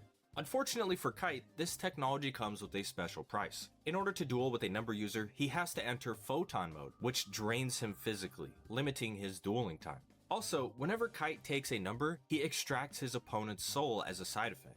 It's not something he enjoys doing, in fact he complains about this to a higher up, who also happens to be the mayor of the city, but he's informed that the souls of number users are already corrupted, so it's better this way. But it's not all bad. Kite's robot assistant, Orbital 7, can freeze time temporarily, leaving only those with numbers unaffected. This allows Kite to isolate and duel his targets without any interference. He also has a duel anchor that forces his target to duel until it's over. This item actually appeared in Yu-Gi-Oh! 5Ds, but it wasn't used that much. Orbital 7 can also transform into various objects, like a motorcycle and a jetpack, which allows Kite to travel around the city very quickly. By now, you probably don't need me to tell you that Kite is similar to Seto Kaiba, but he actually reminds me more of Batman. I mean, just check out his introduction. I can take a few minutes to let my hand rest a bit.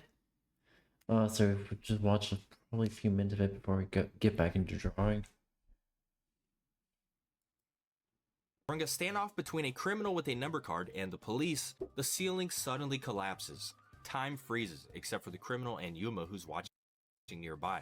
A whistle echoes throughout the mall as a shadowy figure approaches. The man reveals himself as a number hunter, challenges the criminal to a duel, defeats him to acquire his number, and snatches his soul. From Yuma and Astral's perspective, this is mind-blowing. Not only is there another number hunter, but this guy is snatching the souls of his enemies. And he doesn't even need number cards to win.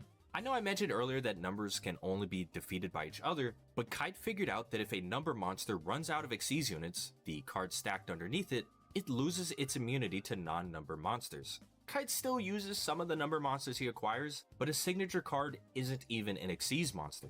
It's Galaxy Eye's Photon Dragon, which, again, is one of the best dragon designs in all of Yu-Gi-Oh! After witnessing the mall scene, Astral starts to worry. At this point, he knows his mission is Okay, so I would love to legitimately love to see a fight between Blue Eyes White Dragon and Gal, the Photon Dragon.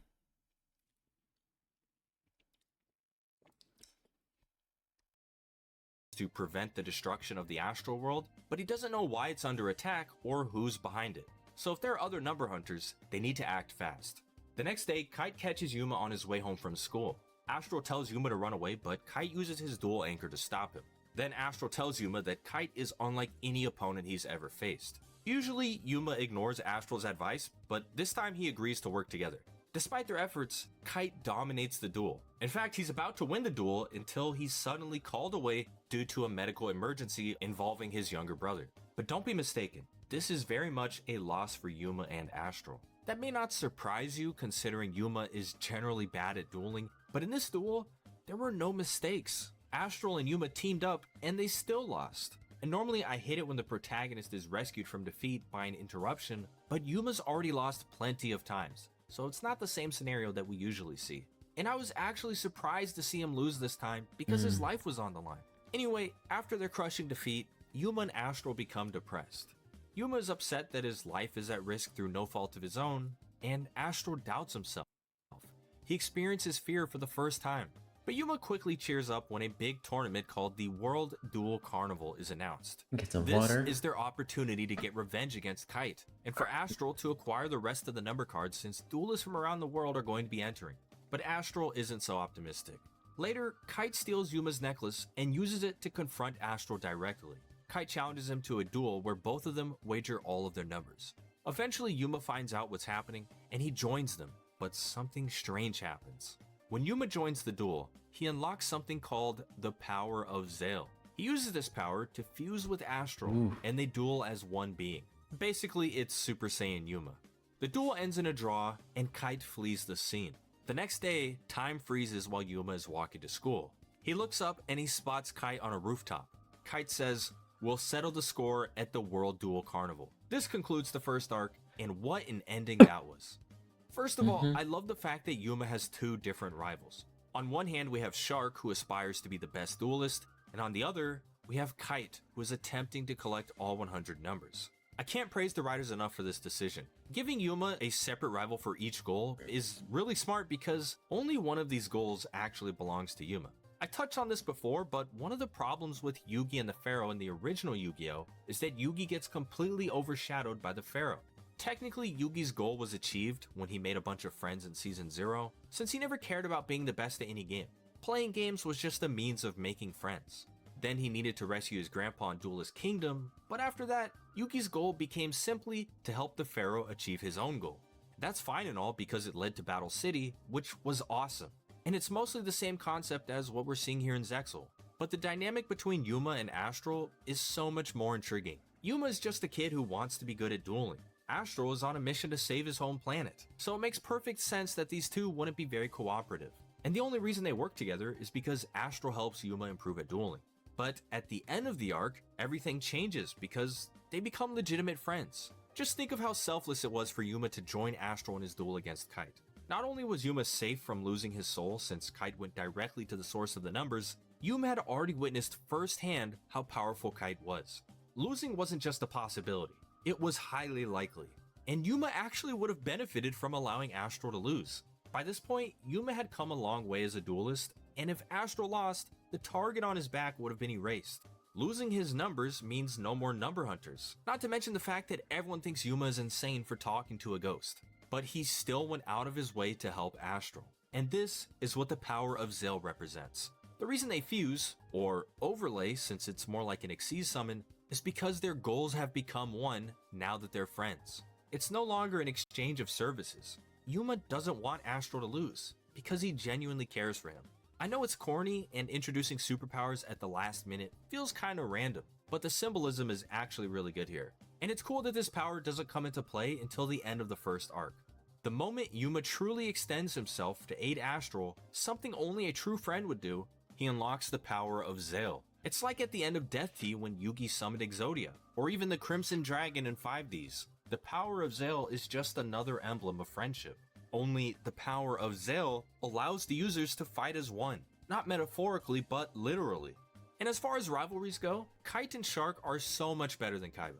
Don't get me wrong, I like Kaiba, he's a cool character, but is it really a rivalry when one of the guys never wins except when he cheats? Shark beats Yuma while Yuma is the one cheating, and Kite is so good that Yuma and Astral couldn't beat him while using a literal plot armor superpower. And just a side note here, the anime is actually named after the power of Zale. I don't know why there's a silent X in there, because the name is officially pronounced Yu-Gi-Oh! Zale in Japan. Think of it like Hunter x Hunter or Spy Family, only the X in those names represents a space between two different words, whereas Zexal or Zale is a single word. Anyway, I'm going to continue to refer to the show as Yu-Gi-Oh! Zexal, because leaving out the X is going to get me mixed up with the power itself within the show. I hope that made sense. I'll be honest, the other main characters in this arc aren't all that interesting. Kotori is like Anzu but more clingy. She appears in every episode but never duels once. Tetsuo is Yuma's best friend at the start of the anime, but he falls to the wayside as Shark becomes more prominent. Kathy is just a rival to Kotori since they both have a crush on Yuma, and Tokunosuke is somewhat interesting. He's like if Weevil Underwood somehow befriended Yugi after tossing Exodia into the ocean. I actually like him a lot because he's not necessarily evil, but he still causes trouble for the others, which is pretty funny. But none of these guys are relevant to the plot. Don't get me wrong, I'm not complaining. There are plenty of well-written characters in Zexal who contribute to the overall story. It's just a little odd because essentially what they did was take the two most useless characters from the original Yu-Gi-Oh! And duplicate them. Now the main character has 4 cheerleaders instead of 2. Yuma's group is slightly more interesting than Yugi's, but mainly because of Tokunosuke. While everyone is preparing for the big tournament, Yuma discovers that Shark does not intend to enter. He tells Yuma that he no longer duels for glory. Yuma is disappointed because he wants the rematch in the tournament, but he understands Shark's decision. Later, Shark is approached by a duelist with deep scars on his face, a man named Ford, the same guy who won the tournament that Shark was disqualified from. He asks if Shark will be entering the WDC, and he says no. Ford reminds him that they were supposed to duel each other before he was disqualified.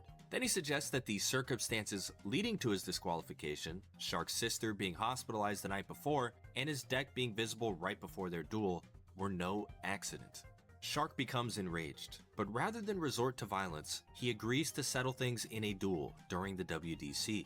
Now, I know it's kind of random for Shark to have a sister, let alone one who's in the hospital, but Joey's sister was introduced in almost the exact same way in the original story. When Yugi received the Duelist Kingdom invitation after losing his grandpa to Pegasus, Joey received a VHS tape from his sister named Shizuka. And prior to the scene, Shizuka was not present in the original story. I don't think it was even mentioned that Joey had a sister. She did appear in the Toei anime, but that adaptation took a ton of creative liberties, and they were only able to do so because, of course, the manga was ahead and had already introduced her. But it works a bit differently in Yu-Gi-Oh! Zexal because Shark has been a mysterious character from the beginning. He doesn't spend a lot of time with Yuma or any of the other main characters, so he's a lot more mysterious than Joey was. This isn't to say that Shizuka was introduced poorly, I think it was a good twist. The author wanted Joey to have a strong motivation to compete against Yugi in a big tournament where Yugi also had a strong motivation. It was a good twist for Joey to have a sister who was ill, even though it wasn't necessarily something we could predict. Another important distinction between Joey and Shark is that Joey competed in Duelist Kingdom to prevent his sister from being harmed. He needed money to save her eyesight, but Shark competes in the WDC to avenge his sister. The damage has already been done, and he's competing to make up for his own failure to protect her. She's been hospitalized since before we even knew about her, so introducing her at this time kind of explains why Shark is so mean all the time. He's not just an outcast due to being disqualified from a tournament, there's that, and his sister was in a tragic accident not that long ago. Now, I'll be honest, I don't really like the twist in Zexal.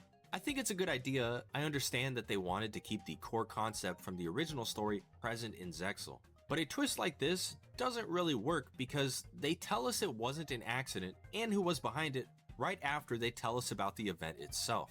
I really wish they put more time in between these 2 points because it's all laid out for us in a single conversation. When we discover that 4 was behind all of this, there's nothing to be shocked about because the events themselves were just discovered. We knew Shark was disqualified, and now we know he didn't actually cheat, but the bigger revelation here is that Shark has a sister.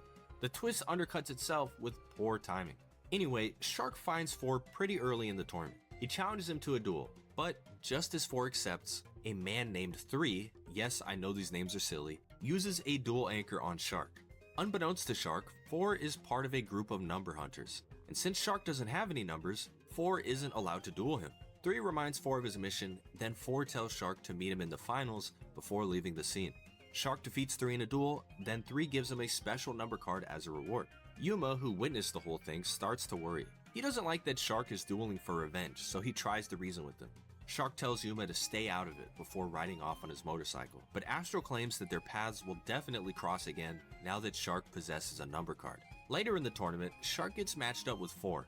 If you recall, Shark has been gifted a number card and numbers are known to expand the darkness and desires of the person who holds it. Up till now, Shark had been doing quite well to fend off the number's influence, but when he's on the brink of defeat in a duel against his arch rival, he willingly succumbs to its power. As a result, the number evolves into a new monster and he is able to win the duel. In the aftermath, 4 apologizes to Shark. He claims that what happened to his sister truly was an accident. He only suggested that it was on purpose because he needed Shark to enter the WDC. Shark doesn't buy it, but then 4 explains what really happened to his sister. He claims that his mission back then was simply to duel with her. 4's boss, a man named Tron, had given him a special card to use. What 4 didn't know is that this special card was a trigger that would set the entire building on fire. He tells Shark that he never intended to hurt anyone, and the only reason his sister made it to the hospital is because he helped her escape the building, and the scars on his face are a result of that. Shark says nothing as they part ways. He now has a new target for his vengeance. Next, what happens is a duel between Yuma and Shark. Finally, the original rivals are going to have a duel on the biggest stage.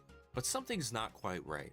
When Shark surrendered to the power of his number card, the one he received from 3, he also surrendered to Tron. It turns out that Tron's plan from the very beginning was to exploit Shark's anger. 3's mission was to give Shark the number 32 card, and 4's mission was to bring Shark to his boiling point. Now that everything is in place, Tron is using Shark to accomplish his true goal, which is to assassinate Dr. Faker. We'll talk more about this in a bit, but for now, we need to take a step back because Shark isn't the only one who had a shift in motivation before entering the WDC. Yuma's reason changed unexpectedly as well. He still wants to collect the rest of the numbers now that he's committed to helping Astro get his memories, but he claims that winning the tournament itself is not his focus. There's a scene that takes place the night before the WDC begins where Yuma tells Kotori that he's not competing, he's just dueling.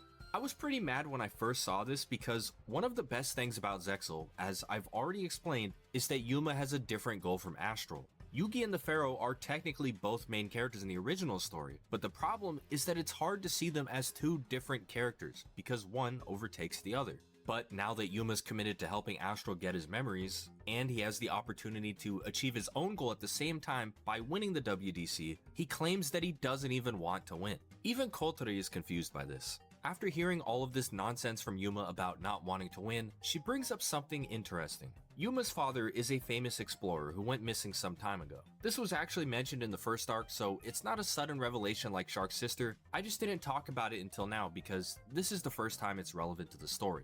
Before he went missing, Yuma promised to his father that he would become a world champion duelist. Kotori reminds him of this promise, and Yuma maintains that he still doesn't care about winning, but he says that he will try his best. I'm not entirely sure what to make of this scene. It feels like the writers were Hmm. trying to give Yuma a classic Yu-Gi-Oh moment where the protagonist says, "It's not about whether you win or lose, it's how you play the game." But it fails miserably. Yuma's personal goal this entire time was to be the best duelist. Granted, he is now dedicated to Astral's mission, which is to recover his memories, but why not view this as an opportunity to achieve both at the same time? Perhaps the intention is to make Yuma seem jaded. Now that he's survived an existential threat and is about to face another in the WDC, competition is no longer fun. He's not dueling for glory, he's dueling for survival.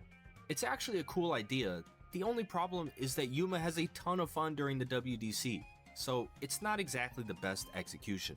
Kite, on the other hand, is totally jaded. He's basically the best duelist around, but it doesn't matter. I bet the thought has never even crossed his mind because, while it's true that Kite has dedicated himself to dueling, it's only because he needs to collect the numbers in order to rescue his brother. But while Yuma and Shark have both seen a shift in motivation, albeit slight for Yuma, Kite has not changed one bit. But during this arc, we do finally get some backstory on Kite. So, Dr. Faker isn't just Kite's employer. He's his father. Some time ago, when Dr. Faker discovered the numbers, he forced Kite to undergo stringent training to become a number hunter. This was very rough on him, and Kite hasn't been the same since. And in the same time, Heart developed special powers that Dr. Faker has been using to launch attacks on the astral world. We already knew Dr. Faker promised to cure Heart when he gets all the numbers, and it's been shown that Dr. Faker is an enemy of Astral, but we still don't know why he wants to destroy the astral world, and we didn't know to what extent both Heart and Kite had been suffering. But Dr. Faker's cruelty extends beyond his own family. Remember the whole thing about Tron wanting to assassinate Dr. Faker? Well, it turns out that Tron is a scientist who used to work with Dr. Faker. Together, they searched for the location of a special door that would lead to the parallel worlds. Tron suggested to Faker that they enlist the help of Yuma's father, Kazuma, since he was a famous explorer. Eventually, they found the door together, but Dr. Faker had kept his true intentions a secret. When they reached the door, Faker read some hieroglyphs. When two souls are offered up, the door will open. A portal opened beneath them, and as the two were sucked in, Tron swore revenge against Dr. Faker. He eventually made his way back to Earth, but Kazuma is still missing. Tron's plan is thwarted when Yuma defeats Shark in the finals, then Tron defeats Kite to move on to the grand finals where he will face Yuma. But this duel isn't like the others. You see, Dr. Faker created this tournament to make it easier for Kite to collect the numbers. Tron eliminated Kite, so the mission should have failed. But Faker had a backup plan. The final duel between Yuma and Tron takes place in a sphere field, and a sphere field is designed to simulate the parallel worlds, so there's no gravity, but its secret function is to harness the power of the numbers. When Yuma defeats Tron, all of their numbers are taken directly to Dr. Faker, where he plans to use them to destroy the astral world. Both Shark and Kite decide to team up with Yuma to face Dr. Faker in a final battle for all the numbers. Astral is trapped in the sphere field, but he's able to give Yuma two of the numbers, 39 and 32. Yuma hands one to Shark, and now Faker has to defeat them in a duel to get the other numbers back. When Faker is about to lose, he tells them that if he doesn't destroy the astral world, Heart will die. Kite is confused because the only reason he teamed up with Yuma and Shark was to rescue Heart. Faker explains that when he opened the door to the parallel worlds, by sacrificing Tron and Kazuma, he met someone claiming to be from the Baryon world. The Baryon offered to cure Heart in exchange for the destruction of the astral world. I know this happens a ton in Yu-Gi-Oh! Anime, where the bad guy turns out to be good in the end, but this makes for a good twist when you consider the story of Kaiba's family in the original manga. Kaiba and Mokuba were adopted by a rich CEO, but Kaiba was pushed very hard to become a master of all games. This was required in order to lead Kaiba Corporation since it was a games company. When Kaiba got older, he forced his father out of the company and became the new CEO. His father was gutted by this and took his own life. What's cool about Zexal is that Kite's family is broken as well, but it's broken by unfortunate circumstance. The younger brother becomes ill, and his father commits heinous acts out of desperation to find a cure. Then when Kite finally stands up to his father, it feels like a betrayal. Initially, we want to side with Kite because of what he went through and all of the other things his father did, but Faker's side of the story flips the entire situation on its head. One could easily argue that Dr. Faker endured more suffering than Kite and Heart. He became a monster in order to save his son. sacrificed his best friend, and alienated his other son. And despite all of this, Kite doesn't even hate his father. The reason he is fighting him is because Kite wants to restore their family. After hearing his father's side of the story, Kite tells his father that he doesn't need to make any more sacrifices if he just believes in his own family. Dr. Faker starts to cry, but then suddenly he starts screaming. A different voice can be heard as Dr. Faker becomes possessed by a Barian. He claims that he will destroy the Astral World, and this duel is far from over. Yuma, Kite, and Shark win the duel, and the Barian retreats. Yuma recovers the numbers, and the Astral World lives another day. But something's missing. Yuma and Kite have the realization that they never got to settle the score. They're not enemies anymore now that Kite no longer needs number cards, but they still have their pride as duelists. So even though Yuma is officially the World Duel Carnival champion, he challenges Kite to determine who is really the best among them. And the arc ends with Yuma losing again. I don't know how Zexal manages to do it, but I thought for sure Yuma was going to win that duel. And even though he lost, the arc ended on such a high note. Kite was able to restore his family. Yuma won the World Duel Carnival, fulfilling his promise to his father. Shark has resolved his quest for vengeance, and the Astral World wasn't destroyed. The fact that Kite is still better than Yuma is great too, because it shows that Yuma still has room to grow as a duelist. And beating Kite is another goal to strive towards. Then there's the whole thing about the parallel worlds. What does that mean? Who are the Barians? And why are they targeting the Astral World? Now we know that Yuma's father is still alive, but we still don't know where he is. The WDC did so much to resolve a ton of the issues facing the characters in Arc 1, and now we have new questions that need to be answered. As we enter the second half of Yu-Gi-Oh! Zexal, it was at this point that I realized either Kazuki Takahashi was more involved with Yu-Gi-Oh! Zexal than he let on, or the writer of Zexal was a huge fan of his. I suspect the answer is both, because so many of the underdeveloped and outright unfinished plotlines of the original story are present in Zexal and completed. I'll explain further in a bit. So, Yuma and his friends are back in school when suddenly the Barians begin invading Earth. Dr. Faker's plan may have failed, but they still need the numbers, so they're going after Yuma directly. At this point, Yuma is still missing some of the numbers, but he has most of them. Yuma does well to fend off the first two Barians, Gilag and Aulitz, but when a third arrives named Misael, he is nearly defeated. The only reason he fails is because Kite intervenes. This is one of my favorite things in Zexal. Misael's ace monster is called Galaxy Eyes Tachyon Dragon. When Kite rescues Yuma, he claims that he was drawn to this duel by his own Galaxy Eyes Dragon. The two begin to duel, but it's cut short. Misael has to leave, but first, he declares that they will meet again, as there can only be one Galaxy Eyes Tamer. I love this for a few reasons. Arguably the biggest difference between Kaiba and Kite is the fact that Kaiba is extremely competitive. Kite's really good at dueling, but he has displayed no desire to be the best at anything. Now that he's discovered a second Galaxy Eyes Dragon, he wants to obtain it to prove he's the only one who can wield the Galaxy Eyes archetype. This was actually a thing in the original story as well, which harkens back to what I mentioned before, but it was very short-lived. Kaiba is known for his obsession with Blue Eyes, but he obtains every copy of the card very early in the story. Then there's the fact that Kite has a rival in this journey. Misael wants to take Galaxy Eyes Photon from Kite just as badly as Kite wants to take Galaxy Eyes Tachyon from Misael. The closest thing to a rivalry like this in the original story was Kaiba versus Yugi's grandpa, and that didn't last very long. They even add lore to this rivalry between the two Galaxy Eyes Dragons. It's not just a rivalry for the sake of the cards or the characters wanting the cards. It actually affects the story.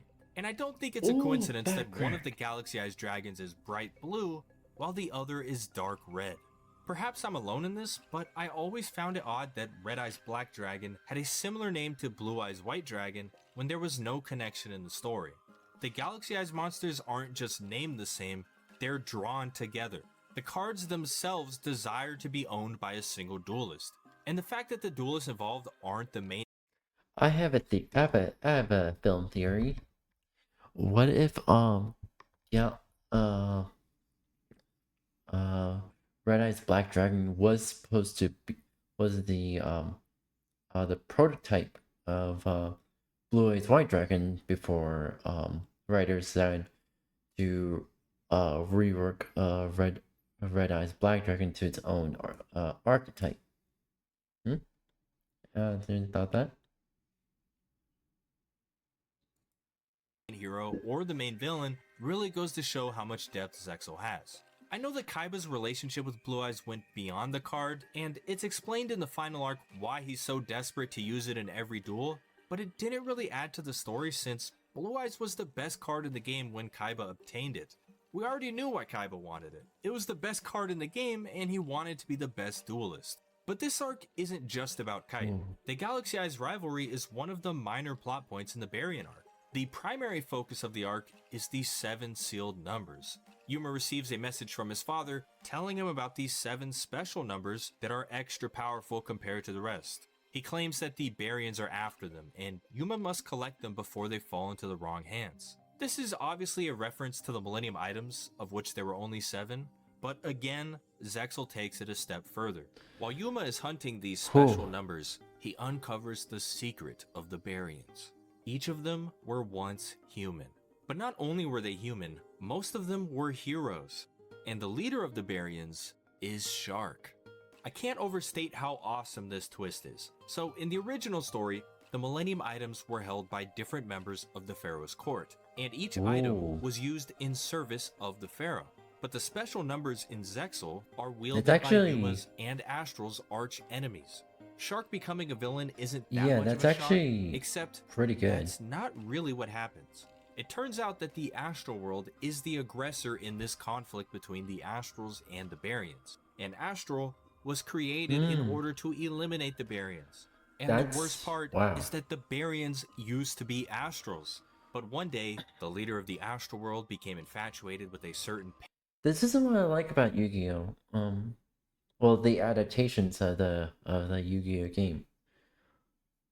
They're each what is it, producer, or well, each team has their own style and their own way they, and pretty unique adaptations. Sure, not all adaptations are equal, not all of them are not all of them are universally accepted, but I just enjoy for the art alone.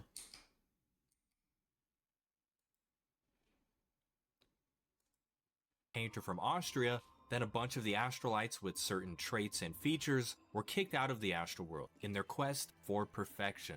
That's what led to the creation of the Baryon world. Essentially, what this means is that Yuma was fighting for the bad guys the whole time. Of course, not everyone in the Astral World is evil, but Astral's goal this entire time, even though he had forgotten it himself, was to use the power of the numbers to destroy the Baryons. Kind of a crazy plot for Yu-Gi-Oh! And not even original for the franchise since 5Ds had a similar premise, but Zexal did such a good job of executing this. For most of the series, they convince us that one side is morally superior to the other, only to throw it all away at the end by showing us who the Baryons truly are. I couldn't believe it when Shark turned out to be a Baryon, and things got really interesting when the Baryons turned out to be good. Now, this last point is going to seem insignificant compared to the other points discussed in this video, but it stood out the most to me in terms of relation to the original story. So, Yuma's father, Kazuma, is mentioned a bunch of times throughout Yu-Gi-Oh! Zexal, but it never feels like he's an important character. He's present in the story through memories of other characters interacting with him, but he went missing before the show began, so it's hard to say that Kazuma plays a major role in the overall story. But at the very end, when Yuma is about to face his final foe, it's revealed that Astral was sent to the human world by Yuma's father. Sometime after he was sent to the parallel worlds, Kazuma ended up in the Astral World. While there, he learned about the conflict between the Astrals and the Baryons, and that a secret weapon was going to be sent to destroy the Baryons. Kazuma didn't want that to happen, so he sabotaged the mission by sending Astral to the King's Key, which is another name for Yuma's necklace. He trusted that his son would find a way to resolve the issue and teach Astral compassion. It sounds kind of ridiculous when I spell it out like that, but the point is that Yuma's father ended up being one of the most pivotal characters in the entire story. And the reason this blew my mind is because Kazuki Takahashi suggested in an old interview that Yugi's father would play a role in the final arc of the manga. That, of course, never happened because Takahashi decided to end the manga early. There wasn't as much focus on the card game in the final arc, so the series became less popular. Then this decline in popularity caused Takahashi to end it early. And this perfectly illustrates my favorite thing about Yu-Gi-Oh! Zexal. It's such a good remake of the original story. Even ideas that never made it into the original, but were supposed to, are present in Zexal, and the execution is amazing. Yuma's father was an explorer, and we knew he was somewhere in the parallel worlds, so this revelation about Yuma's father being the driving force behind the story is totally believable. The signs were there all along. And because Zexal is a reimagining rather than a replacement, it will never replace the original story. If you've seen Yu-Gi-Oh! Duel Monsters or read the manga, Zexal is still worth a watch. If you've never seen Yu-Gi-Oh!, Zexal is a great place to start. But those are just my thoughts. Thanks again to Displayed for sponsoring this video. I just launched a brand new But yeah, that was actually on the correct, pretty good.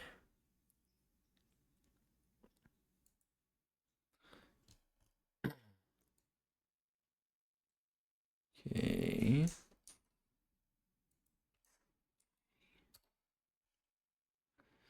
Ba da ba da ba ba ba. Alright. Come on. Ow.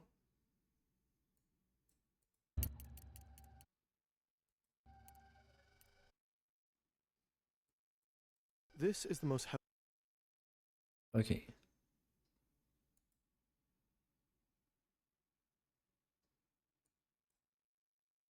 Here we go. This is the most heavily guarded prison in Mexico. Tall mesh fences, huge watchtowers. The area is a no-fly zone. This prison is considered to be unescapable. Yet today, someone will escape. This someone happens to be the world's most powerful drug lord, El Chapo. He won't use any violence, nor will he climb over the fence. All he will do is walk into his shower and disappear. This is the story of how El Chapo became one of the most successful drug dealers in the history of mankind, how he was hunted by authorities for decades, and how he escaped them over and over again. And it's the story of how an interview with a Hollywood actor and a failing car engine finally brought him down.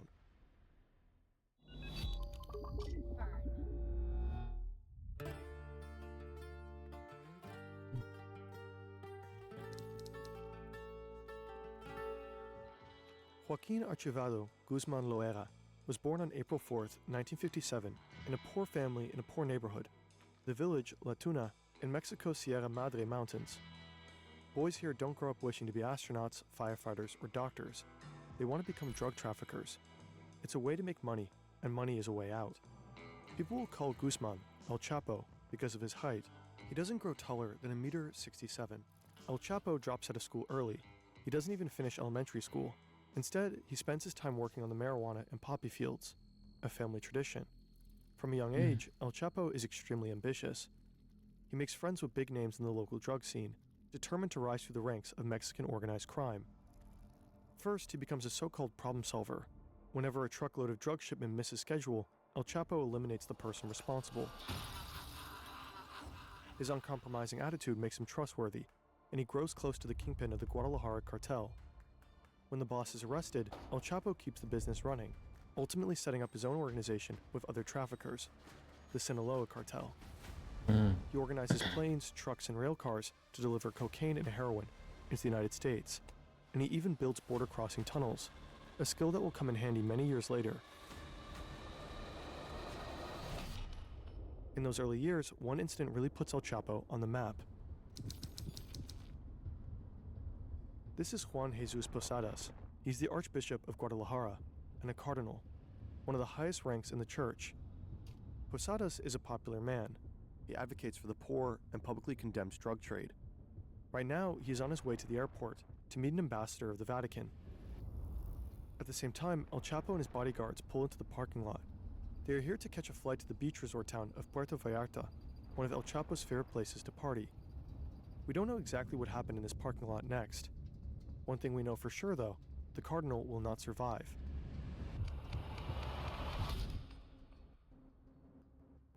This is the official version. These brothers run a drug trafficking operation out of Tijuana. They are at war with El Chapo and his cartel. They fight over drug running territory, and somehow they get wind that El Chapo is going to be at the airport that day. So one of the brothers and a group of gunmen rush there to ambush him.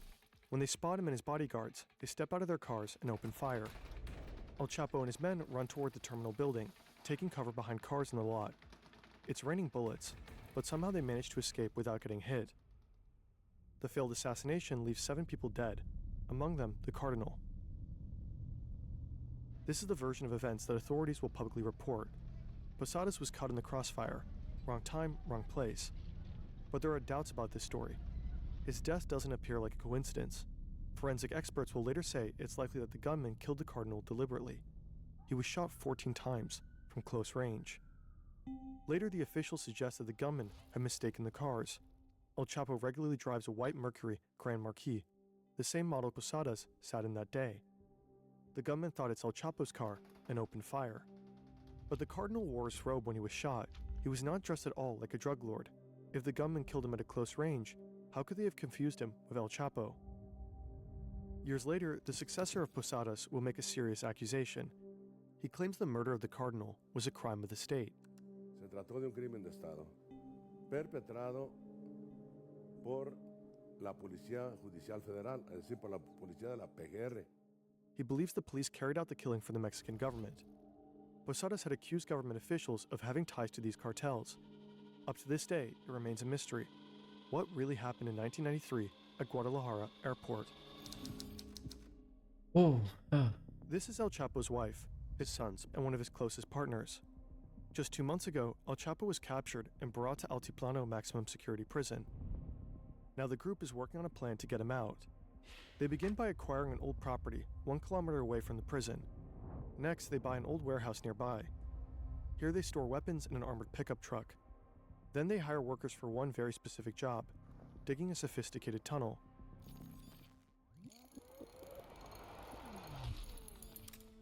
okay. Back in 1993, after the shootout at Guadalajara Airport, the Mexican government placed a bounty on El Chapo. It took just 2 weeks until he was found and arrested. He denies being responsible for the death of the Cardinal. He insists that he was the supposed target of the shootout. Ultimately, the authorities believe him. They don't charge him for homicide, just for drug trafficking. He is sentenced to 20 years in a Mexican prison, but he continues to run the Sinaloa cartel from behind bars. Through his lawyers, he passes orders to his closest allies. He doesn't need to be in the room to pull strings. His empire runs on whispered instructions and tightly coordinated moves. In 2001, El Chapo has enough of life in prison. Also, the Mexican Supreme Court just approved a law that makes it easier to extradite criminals like him to the US. Time to get out. The official version of his first prison escape is spectacular. He supposedly bribes a guard who helps him climb into a laundry cart. The guard then pushes the cart out of the cell, down the hallways, and through an unguarded gate to the parking lot. El Chapo jumps out and climbs into the trunk of a car. The guard gets in and drives to the outer prison gate. After a quick search, the car is waved through. Nobody checks the trunk. But again, that's just the official story. Several authors and journalists don't buy it.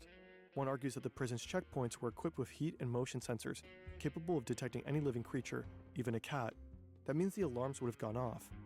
Instead, the journalists suggest that El Chapo may have left the prison dressed in a police uniform, escorted by other corrupt officers. One way or another, systemic corruption likely played a role, and El Chapo put his newly won freedom to use. Ooh. Oh wow.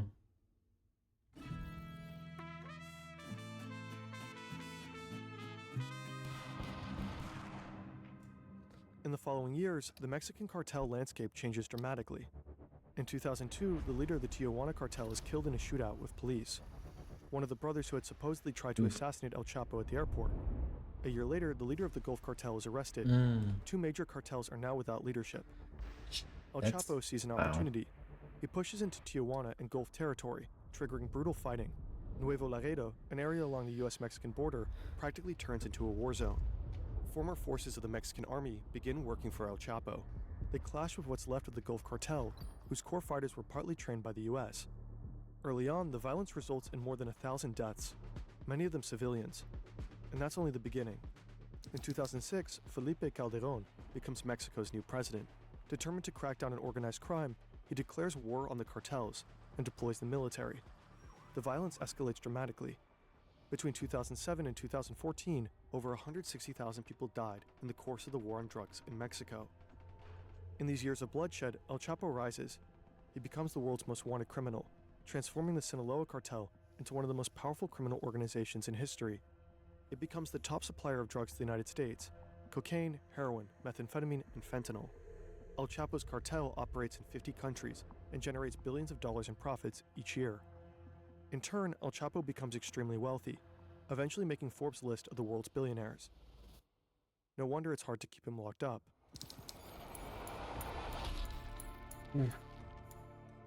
El Chapo's rescue commando needs to know the exact location of his prison cell, so they smuggle a GPS watch into his prison cell, disguised as a food item.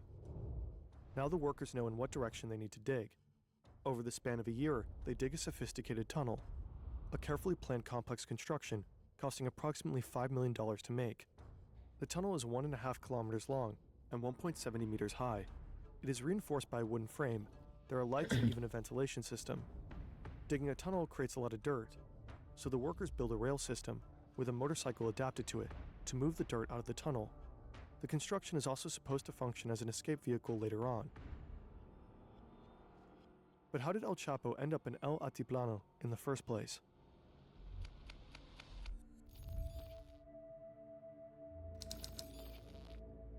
Andrew Hogan is an agent with the Drug Enforcement Agency. He wants to take down the most powerful drug lord on Earth, perhaps in history.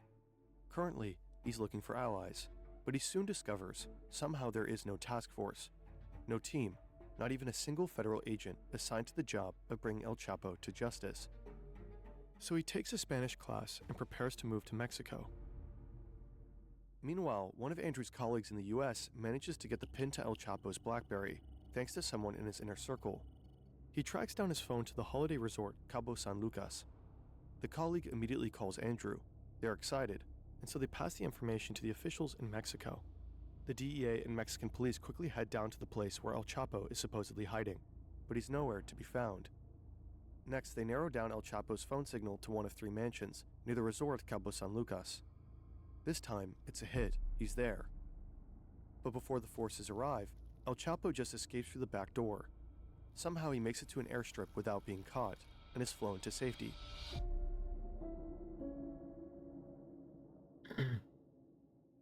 El Chapo always seems to be one step ahead. He constantly changes his SIM cards and phones and simply outsmarts the authorities. One DEA agent supposedly said the Mexicans couldn't catch El Chapo if he was standing at the fucking Starbucks across the street from the embassy. But Andrew Hogan doesn't give up. In May 2012, he moves to Mexico City with his family and takes over the Sinaloa case. In the months that follow, he and his team begin intercepting members of El Chapo's inner circle. Bit by bit, they uncover the cartel's complex communication system, how often numbers are changed, possible code names, and GPS locations. Slowly, a picture begins to emerge. One day, El Chapo seemingly wants to meet an underling in person, and he sends one of his chauffeurs to pick him up. Hogan tracks his phone. The chauffeur finally arrives at a place in Culiacan. The signal leads to a group of 5 houses. Hogan organizes a capture operation with dozens of Mexican Marines, helicopters, and trucks, and he joins the mission himself. They surround the property and storm inside. But once again, El Chapo is gone. Instead, they find a strangely placed bathtub covering the entrance to a tunnel that leads into the sewers of Culiacan. But this time, the Marines manage to stay on El Chapo's tail. 3 days later, they find out that one of his men had driven him to the coastal town of Mazatlan, to a hotel. The Marines enter the 4th floor of the hotel. They storm into room 401, heading straight for the bedroom. El Chapo is with his family. He barricades himself in the bathroom with an assault rifle. His wife pleads with the soldiers not to harm their daughters. Shortly after El Chapo surrenders, they got him. Andrew Hogan's job is done now. He caught the most wanted man on the planet, and he worries for the safety of his family, who moved to Mexico with him. So they board a plane back to the US. Meanwhile, El Chapo goes to Altiplano. The US is pushing hard for his extradition. This would likely be his doom, the end of his reign. time for another tunnel.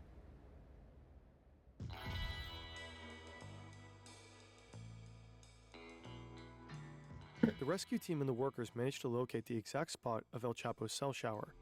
They build a 10-meter vertical passageway that connects the tunnels to the cell, including a ladder. All this digging and drilling creates a lot of noise. Several inmates are complaining, but the guards ignore them. El Chapo's rescue team manages to complete the 5 million tunnel directly into his prison cell, without Alright, anyone ooh. interfering. All that's left is breaking through the cell floor, and thus comes the day. El Chapo sits on his bed. A surveillance camera monitors him closely. The camera also records Alright. audio.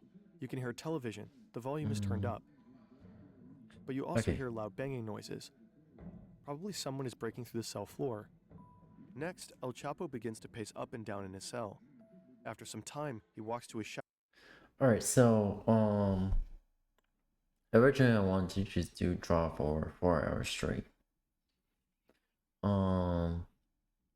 But I do need to wake up early in the morning, so I was contemplating, should I just do it until midnight or should I just end this off early? And ultimately I decided, no, I should just end this off early so I can actually get the sleep that I need. Anywho, with that being said, thank you for joining today's stream, and as well as thank you for watching today's YouTube VOD. With that being said, I hope you all have a wonderful day, evening, night, or time zone, as well as make sure you're eating and hydrating properly. With that being said, I'm pretty much I gotta go now, and bye bye, modern day Blitzies.